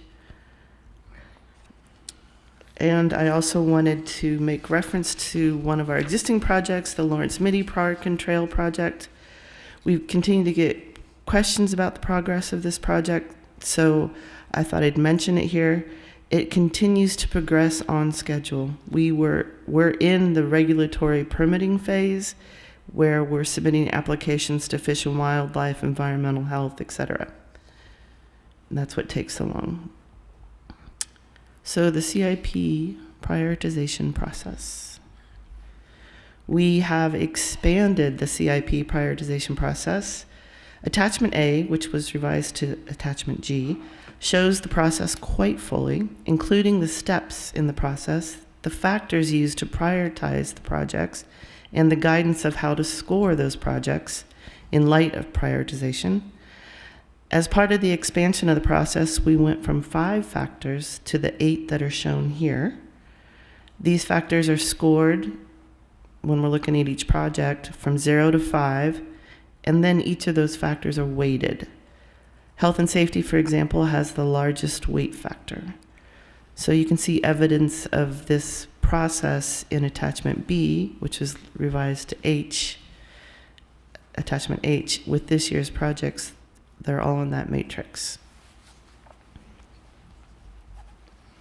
So I also wanted to point it out, and you'll see this if you look in Attachment A into the prioritization process. We've expanded the format of the project narratives. The project narratives are Attachment C, which was later revised to Attachment I. All those attachments were revised because we added a project from when we issued to today. And those project narratives now have a whole prioritization section, which gives more detail to why these projects are prioritized. And then also in that prioritization process document, the steps are laid out. And you can see the steps here. There's project intake, and then we do more information gathering. We score. We then calibrate the scores based on each other to make sure that it's hitting our intuition. Then we draft rank it and look at the actual true reality of our financial situation against those projects. And then we come to council, which is where we are tonight, step 6. And it's noted that the last step is an annual update and continuous improvement. So the proposed CIP and the 5-year plan. So I'm going to go through each of the 6 projects. The first one is that we're proposing to fund the FCA project for an additional $1.25 million. This will fund the remainder of the Priority 1 projects, except for the library fire alarm system, which is proposed to be in next year's CIP. These are identified as critical maintenance for our facilities and most impactful to health and safety, as well as fiscal responsibility to save money on utilities and repairs. We're also proposing for this year to add $5 million to the City Hall Annex project. When the CIP came to Council for the fiscal year 25-26 proposal, Council gave clear direction to resume work on this project. We then let Council know that we expected the project cost to be over $8 million. We are requesting the $5 million now so that these costs are included in the fiscal year 26-27 annual budget. This is a highly prioritized project as it provides an interim workspace solution during the City Hall construction, as well as providing a purpose-built location for the EOC.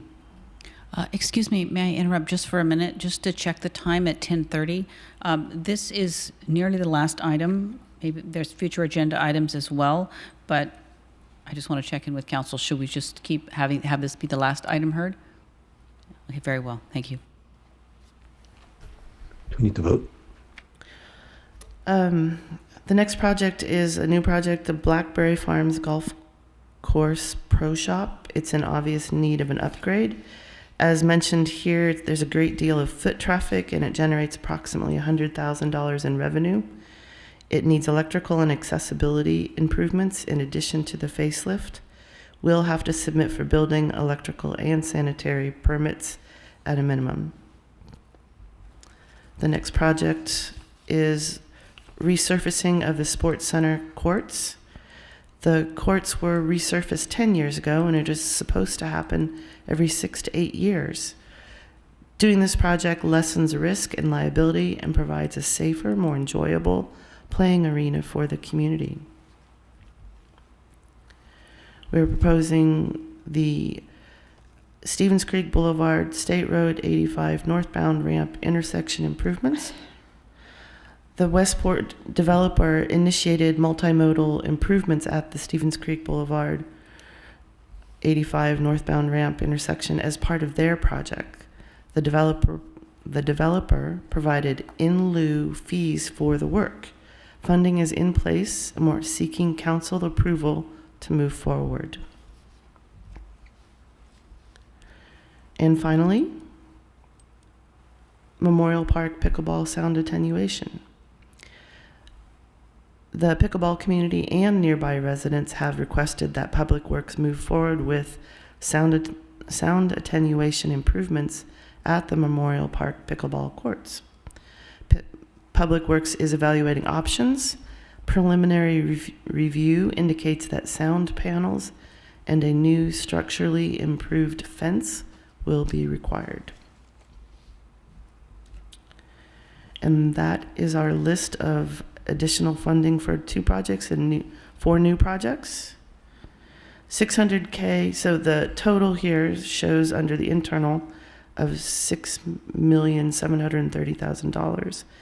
$600,000 will be transferred from the in lieu funds collected, and the remainder of the $6.73 million will be funded from the general fund for $2 million, which is our annual transfer into the CIP that's planned, and then the capital reserve can fund the rest of the balance at $4.73 million. This will leave approximately $5.5 million in the capital reserve. And this shows the 5-year plan. We have, the first year shows this year's projects. The second year has $1.3 million for the library fire alarm system. And then we will resume funding of the accessibility and outfalls repairs projects. Year 3 includes repairs to the irrigation of the Blackberry Farm Golf Course, and we're hoping to initiate park shade structures in years 4 and 5. Next steps. After tonight, we will revisit commissions to discuss the CIP and give an update on the overall CIP. We will return to the Planning Commission to review the conformance of the CIP proposal with the general plan. And I will say those meetings are not yet scheduled.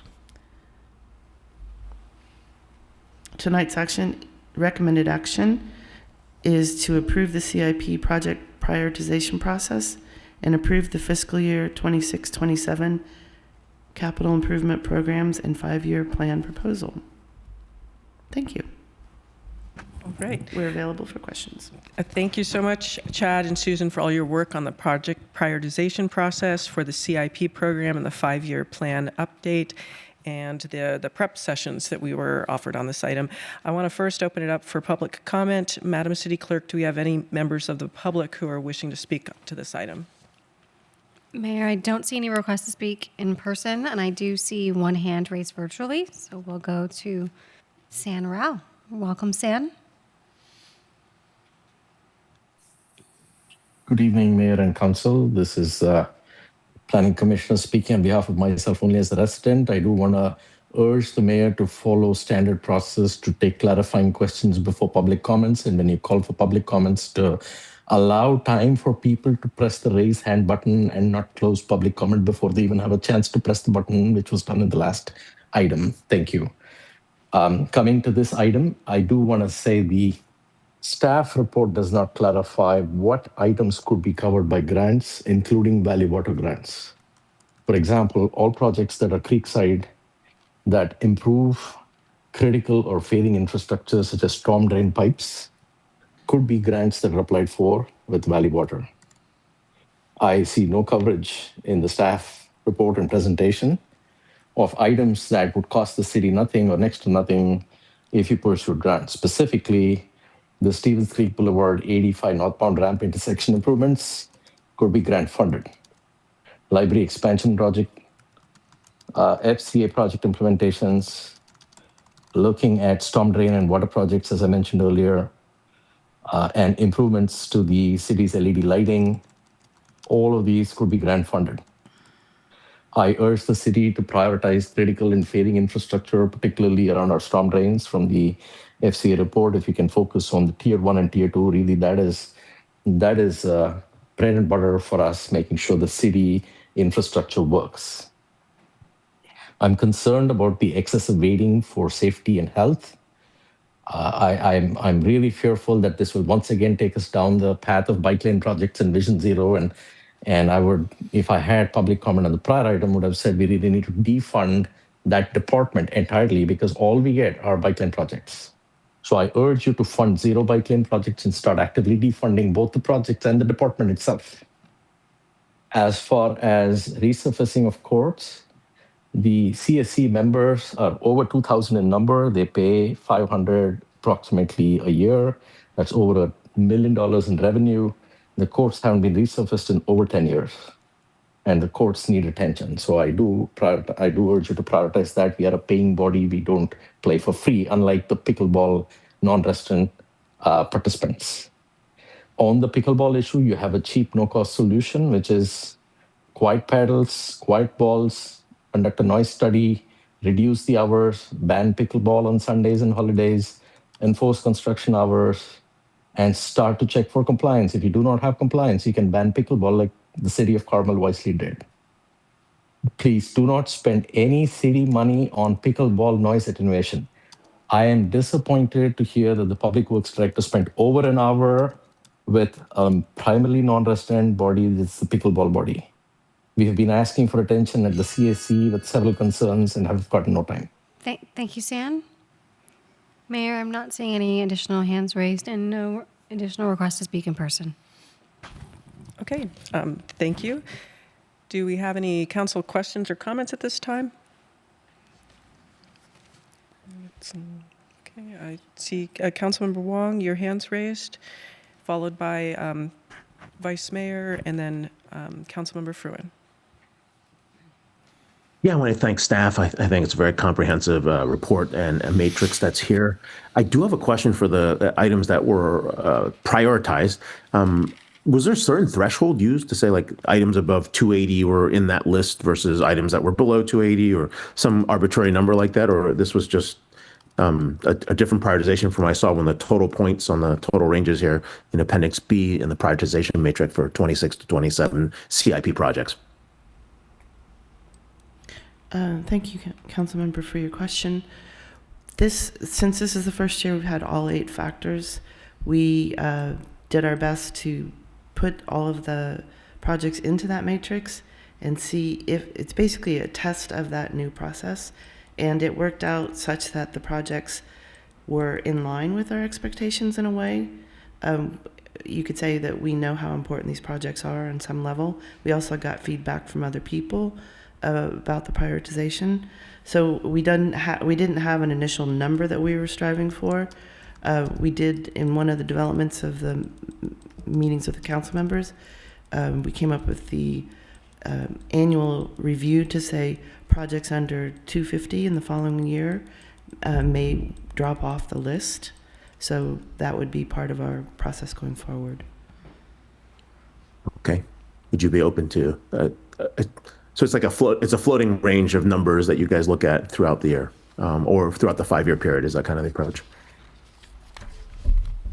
I'm not sure how to answer that. I think your question being is there a project cost limit that has a factor on the projects that are looked at? Is that what you're asking? No, I was just looking at the total points at the end of the day, like your range, right? It sounds like 400 is more important than 280 for the most part. Correct. Like into your point range, and I think that was useful. So, okay. And if I may add, at the end of we do the ranking or the prioritization process, and then we also have to take those projects and look at the money that we have available and the staffing that we have available. So there are other factors that are weighed in as well. Got it. And then for the court resurfacing, is that for tennis courts only, or is that does that include any other kind of resurfacing or restriping? That was just for the tennis courts at the sports center. At the sports center, and it's not going to turn into pickleball restriping, right? There are some pickleball courts that are already striped at the sports center, and those will be restriped back in. It's basically going to be the same existing striping that is there currently. Interesting. Okay. And so that would make that permanent. They're already permanently striped. I think they're temporary, but okay. You may be right. You may be right. I think they're temporary. So, I mean, there's no striping for pickleball right now. It's not striped. That's why I just want to make sure. I wanted to verify that. I'm looking at the satellite image. So I believe it is. Okay. And then for the pickleball sound attenuation, like what does that involve? And have we looked at that? I've noticed that a number of cities are going to Padel. I'm here in Boca Raton. I just met with the whole Padel team out here. Quiet paddles, quiet balls. But just trying to understand, is that also something that's in it, or we're just going straight to pickleball sound attenuation instead of addressing the paddle issue? I can provide a little bit of information there. We have currently requested the use of quiet pickleballs after certain hours. I don't know how successful that program has been. I do know that there are some folks that have not been happy with the quiet pickleball equipment, stating it doesn't play the same. I am not a pickleball player, so I can't claim one way or another. So we started looking at other options for sound attenuation, physical options, and currently we're looking at putting on panels on an upgraded fence. I see. Okay, thank you. Right. Next is Vice Mayor.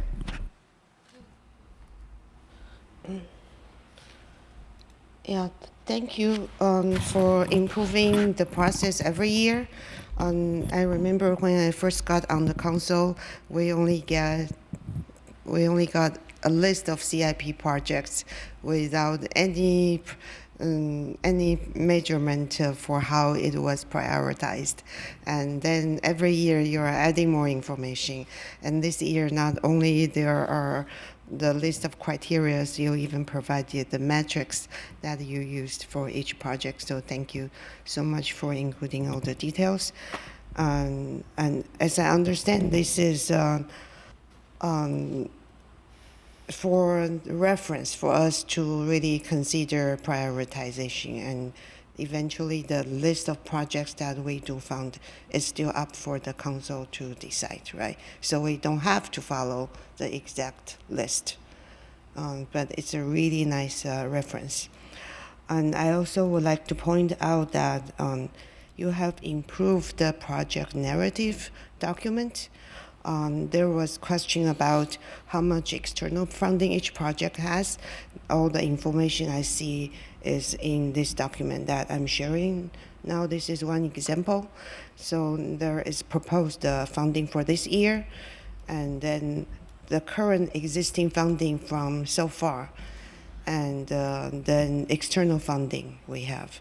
And then I always would ask, like, how much money we have remaining so far. So you have all the information included here already. So thank you for that.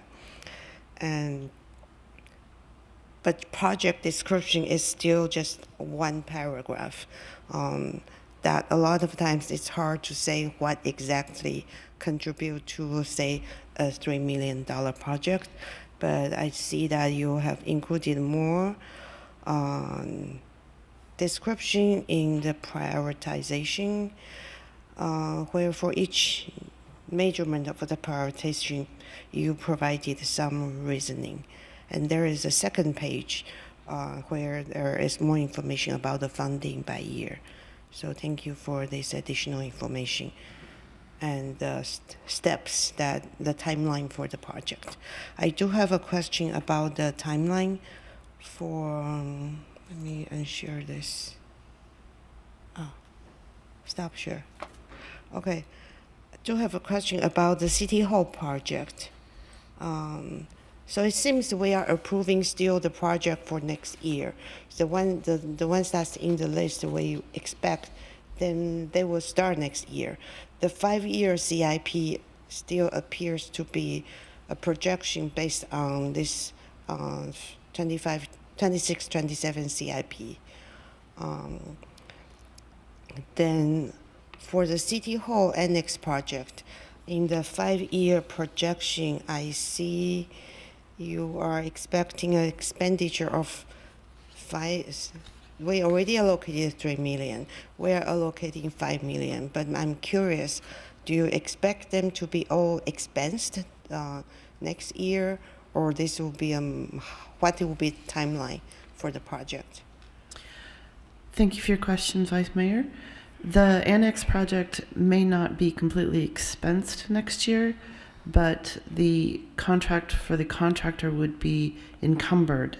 So we would have to, if it was a $4 million contract, we'd need to put that money aside for that project at that time. Dedicate it, you could say, restrict it. Okay, great. But then so it will be encumbered, but not really all spent. That's true. Okay.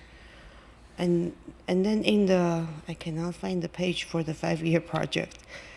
So in the 5-year project projection, I see some of the items that's already on the list is projected to be spent like in 2028 or 29. So I'm just curious, how come they are in the list, but that's okay. I'll try to find it. I'll give someone else the time. I'll find the table. All right. I'd like to interject just for a moment. We have some new positions which are helping to support the public works and the CIP management work. I believe one is a grants analyst, and then I think you might have a separate financial analyst that's also supporting the Public Works Department. And I don't know if there's any other enhancements that have been made Jonathan's walking up, but there is a CIP analyst in the Administrative Services Department currently. There are some vacancies currently in the CIP division that we're looking into, but there's no other new positions part of the request with CIP right now. Oh, that's understood, but we've already made some changes, and one of them, I believe, like our grants analyst is on board to help with the grant. Yes, we have a full-time grants analyst. That was part of your priorities. It was part of the work program item, and we also have a CIP analyst that helps with some of this work. Okay. That is correct. So finance currently has 2 positions that are supporting CIP, one being the CIP management analyst that's assisting with reconciling projects, and the grants analyst with as far as pursuing and ensuring that the city is in compliance with any grants that it currently has and possibly any future grants. Thank you. And I think that's reflected in the increased information that we have within the CIP budget that we're seeing this year. And also, I really appreciate the new prioritization plan. We'll move on to Councilmember Fruin. So in your prioritization, you've tried to break down sort of weights by different, I'll call them classifications, things like the asset condition and infrastructure risk, climate resilience and sustainability, strategic alignment, et cetera. Strategic alignment, which has a really strong weight, and that seems to make sense by itself, you've defined as advances city council goals, general plan, climate action plan, or adopted master plan. It feels like it's somewhat duplicative of some of the other categories. Is there a reasoning behind it? I can understand some reason for wanting to do it. It certainly makes sense to me that you would want to align the whole city and our CIP with the goals that we have. But things like the climate action plan getting weight under strategic alignment and also presumably under climate resilience and sustainability feels like it's sort of doing the same thing twice. Is that deliberate, I guess, is the question. Thank you for the question, Councilmember. I don't believe it's deliberate to be duplicative, but let's just say that the strategic alignment is a carryover that was one of the original 5 factors. We look at all of the master plans, and so that's a continuation. That's something we've had. And the climate resilience and sustainability, that is a new factor as noted here, but we've always highlighted it. And in some projects, it shows up differently. We're going to save money if we increase our, put in new, more efficient utilities, etc. So yeah, it wasn't intentional. No. No, I just wanted to understand the Yes, thinking. yes. I mean, for the record, I agree with it. I think that, making sure that whatever we're doing is aligned with our overall vision for the city and all the documents that, we've put together. Very often we create these plans and then they just get stuck on a shelf and nothing ever happens with them. So it's good to see that there is some way that they are helping to guide what we do. And then I just wanted to confirm as well, because there was one comment about the 85 on-ramp, and all of that is being funded by impact fees, yes? Yes. Yeah. Okay. Yeah. And all and just for the sake of reminding the public, impact fees, one, have to have an essential nexus to the project and be roughly proportional as a legal matter, and then in addition, you have to spend them within a certain span of time. You can't hold on to them forever. So that is external funding in essence. Yes. Okay. All right. Thank you. Councilmember Mohan?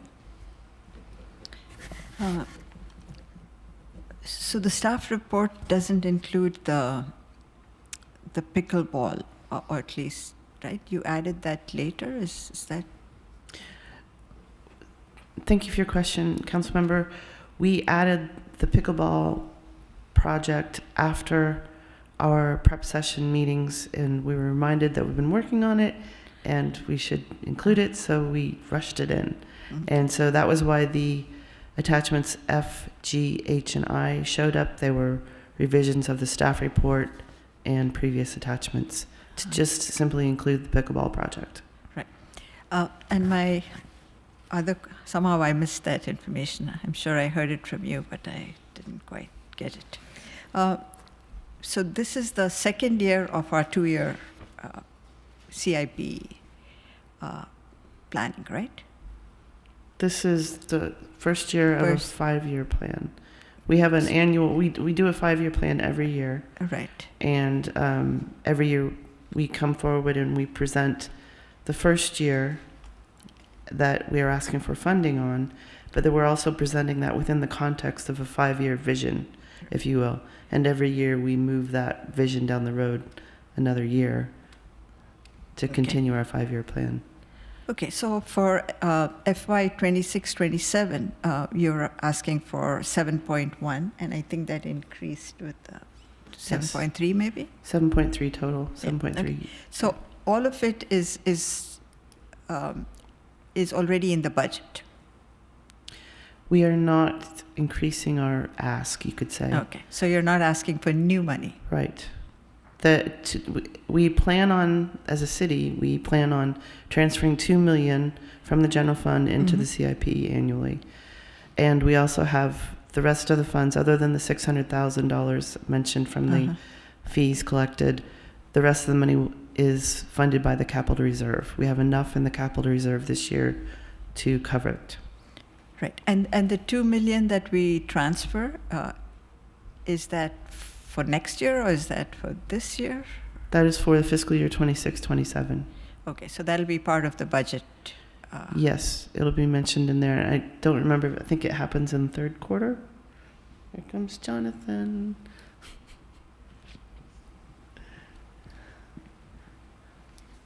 The $2 million that is being referenced is going to be part of the operating budget for fiscal year 26-27. And so as we go into the May study session, you'll see that as an expense, and it's reflected in the forecast that we provided earlier in the year and earlier tonight as part of the 10-year forecast in the mid-year. Okay, so it's not something, it's just part of the budget, the ongoing budget. Correct. It's part of the operating budget. Okay. Thank you, John. Thank you, Mayor. All right. Thank you. Next is the Vice Mayor. Yeah. So from the table, this is a 5-year projection of the 1-year plan. And so I see that some of the project, for example, the Blackberry Farm Golf renovation, it's put in like year 3. And then like the park shade structure is put in year 4.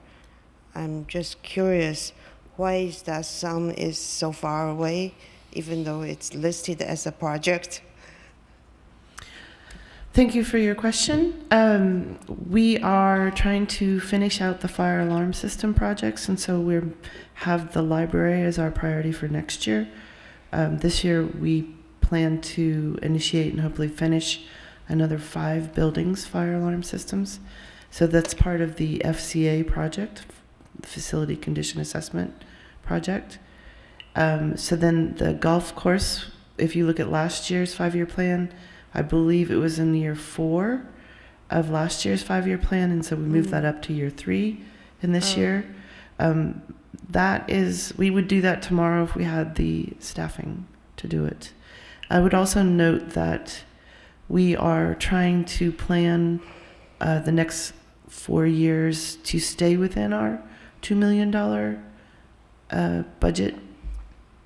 So like here, so you stay within $2 million. Yes, per we're year. trying. And you can see also from this year, projects do come up, like the courts resurfacing, the pro shop. Those are projects that we did not have on a list last year, but they're valid nonetheless. So the facility condition it's a project for this year, but the library is not added, but you anticipate that will be the project for next year. So shouldn't that be included in the 5-year plan? It is in the 5-year plan. It's projected for next year's. Oh, It's in so fiscal the year funding is 27-28. included. Yeah, that's what the 1.3 million is for. That include the fire alarm in the library. Yeah. Oh, I thought that would be coming. So when I am looking at this, what my initial thought is, we approved our Parks and Rec master plan back in 2019, and none Pardon, of the Vice Mayor? project. Yeah. Just a moment. We're approaching 11 o'clock. I move that we continue, that we extend time to continue deliberating on this item, and which is our final item, and I need a second on this. Second. Madam City Clerk, will you please conduct the roll call vote? Councilmember Fruin, Aye. Councilmember Mohan, Aye. Councilmember Wong, Aye. Vice Mayor Chow, Aye. Mayor Moore. Aye. The motion carries unanimously. All right, thank you. Please continue, Vice Mayor. Thank you. And so I was wondering how come none of the project, it seems we are focusing on renovation, needed renovation, but then none of the Parks and Rec master plan items got on the list. Then I looked at this CUTE project. This is where I found the annual playground replacement, school walk audit, library expansion. So we have anticipated landscaping for library expansion and other projects. There is park amenity improvement. So these are projects that didn't get in the list, but if the council would like, we could include them, right? Thank you. The projects that are listed under queued are funded. Oh, they are. They are projects funded. that council has previously approved, and some of them we've made great progress on. But right now, it is for one reason or another not moving forward. For example, the Tommy and Inu projects, we're working on the east segment, so the central and the west segments are quote unquote in the queue while we work on the east segment. But we've already completed the CEQA report for the central segment. It was done with the east segment. So each of those projects has a different story. Okay. I think so. These are the proposed projects. The proposed project is the ones that we are proposing today. So the queued projects are still there. We still have funding. We are correct. So if we look at the 5-year, if I may, for clarity, they may not have full funding. Right. They have so some funding. Do we have? It seems we should have a 5-year plan for both already existing queued project plus the proposed, so we know what projects are still going to be implemented in the next 5 years, even though the funding is already allocated. The projects that are on the list and already funded are our priority. But like I say, there's reasons that those projects aren't being moved forward. Various resources. I know, but if we are talking about 5-year plan, right? Yeah. It seems we shouldn't. The 5-year plan shouldn't just include the new ones we proposed this year and their 5-year projection. The 5-year plan should include previous ones and their 5-year projection. You may be happy to, so last year we did a full status report. It was 40 pages long. I have not yet done that status report. I think you'll find the information you're looking for in there, because when, for example, we look at the parks projects that are of that category, it shows you which projects are active, and it gives you an update on those projects and why some of them aren't active, and what we plan to activate in the next 5 years. What you're seeing today is a financial summary of projects that we plan to ask for additional funding or new funding for in future years. Okay. Yeah. I see. So the unfunded projects are the ones that that didn't make the list this year. Correct. That's something, if any council member feels strongly one of them should be funded, then this is where they can provide input. Correct. Thank you. Okay, I did notice, thank you, that in the supplemental reports, you have a 250,000 cutoff that would, I believe that would remove projects that were under 250,000. Is that correct? 250 points in the prioritization? Let me get to it. I thought I read dollars, but maybe it is points. Okay, it's the CIP prioritization process, and let me get to it again. No, I thought I saw 250. Do we have any cutoff for dollar amount on to have items dropped off of the list? No. Oh, it is a scoring. You're right. yeah, it's Oh, phew. points. Okay, I'm glad.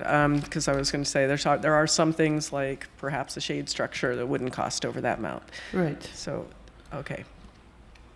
By the way, do you know offhand, or can you get to it fairly quickly, what the scoring points were on the park amenities like the shade structures?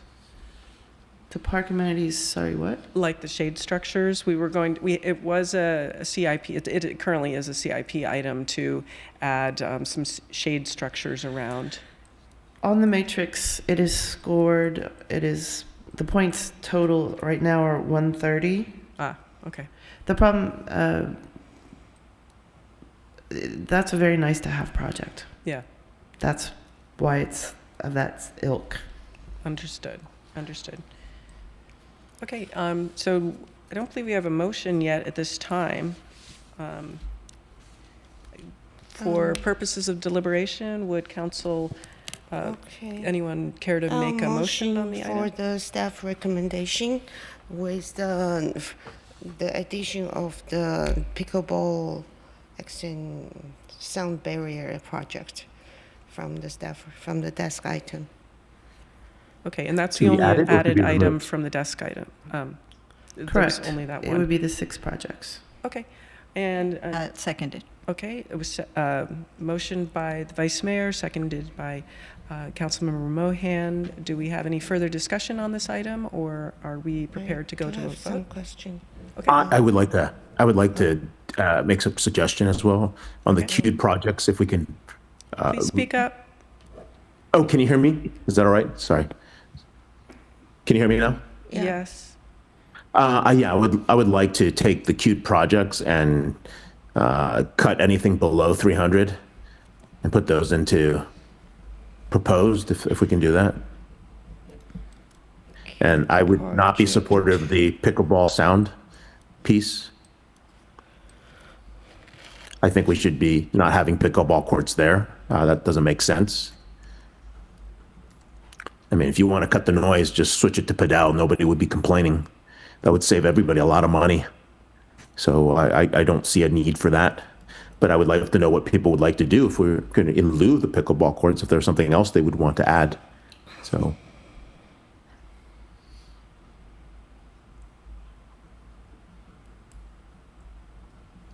So on the prioritization matrix, Appendix B, sorry, to be more clear, we have queued projects, take everything below 300 and just move them off. If I may, here is a list we are talking about. Here are the queued projects. So I see here are the proposed projects. If you go a little above, you'll see queued, annual playground replacement, school walk audit. Park amenity improvements, which is in queued, is 245. And Stevens Creek Bikeway is 245. Street light 275. installation is 220. And among the proposed projects, they range from 300 for sports center courts resurfacing to 255, Memorial Park pickleball sound barrier. And I see that in the unfunded projects, some are 295, 285. So it does seem that I mean, the proposed project is not always the highest rank, doesn't always have the highest point, which is okay. And if they are, I think the points are reference. Thank you. So Vice Mayor, it doesn't sound like you're supportive of those amendments to the motion and the second. And I would tend to agree. And I think that if we're going to get really granular with this list, that we're going to need to start at 5:30, and we can go over whether or not we want to have a cutoff and to remove projects. So I think we'd want to look at those items when we're fresh, rather than wholesale cutting them off without having a proper discussion. And especially given we've been at this over 5 hours at this time. So when would we have another look at the CIP list? City Manager? With the goal to, if you want to remove In things. case when people. I want to test out the matrix. Okay, yeah, through the chair. Madam City Manager?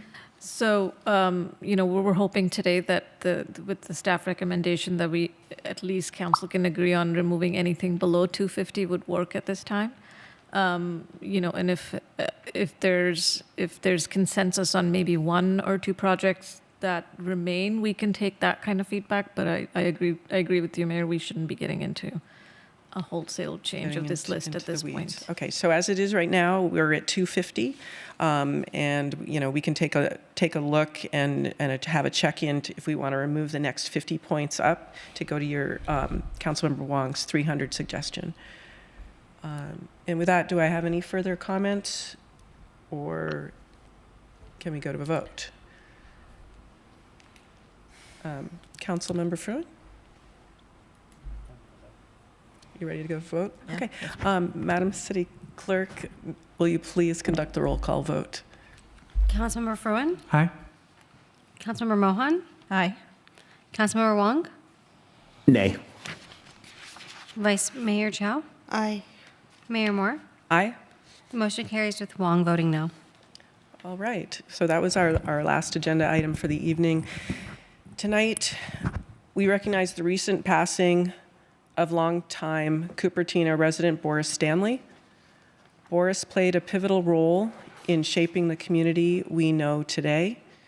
As a local attorney, his decisive action in preparing and filing the incorporation papers formally established the city of Cupertino. Without his leadership and commitment, our city may not exist as it does today. In recognition of his extraordinary contributions, the city declared October 19th, 2021 as Boris Stanley Day in Cupertino. We honor his lasting impact and are deeply grateful for the legacy he leaves behind in our community. The meeting will now conclude in a moment of silence in memory of Boris Stanley.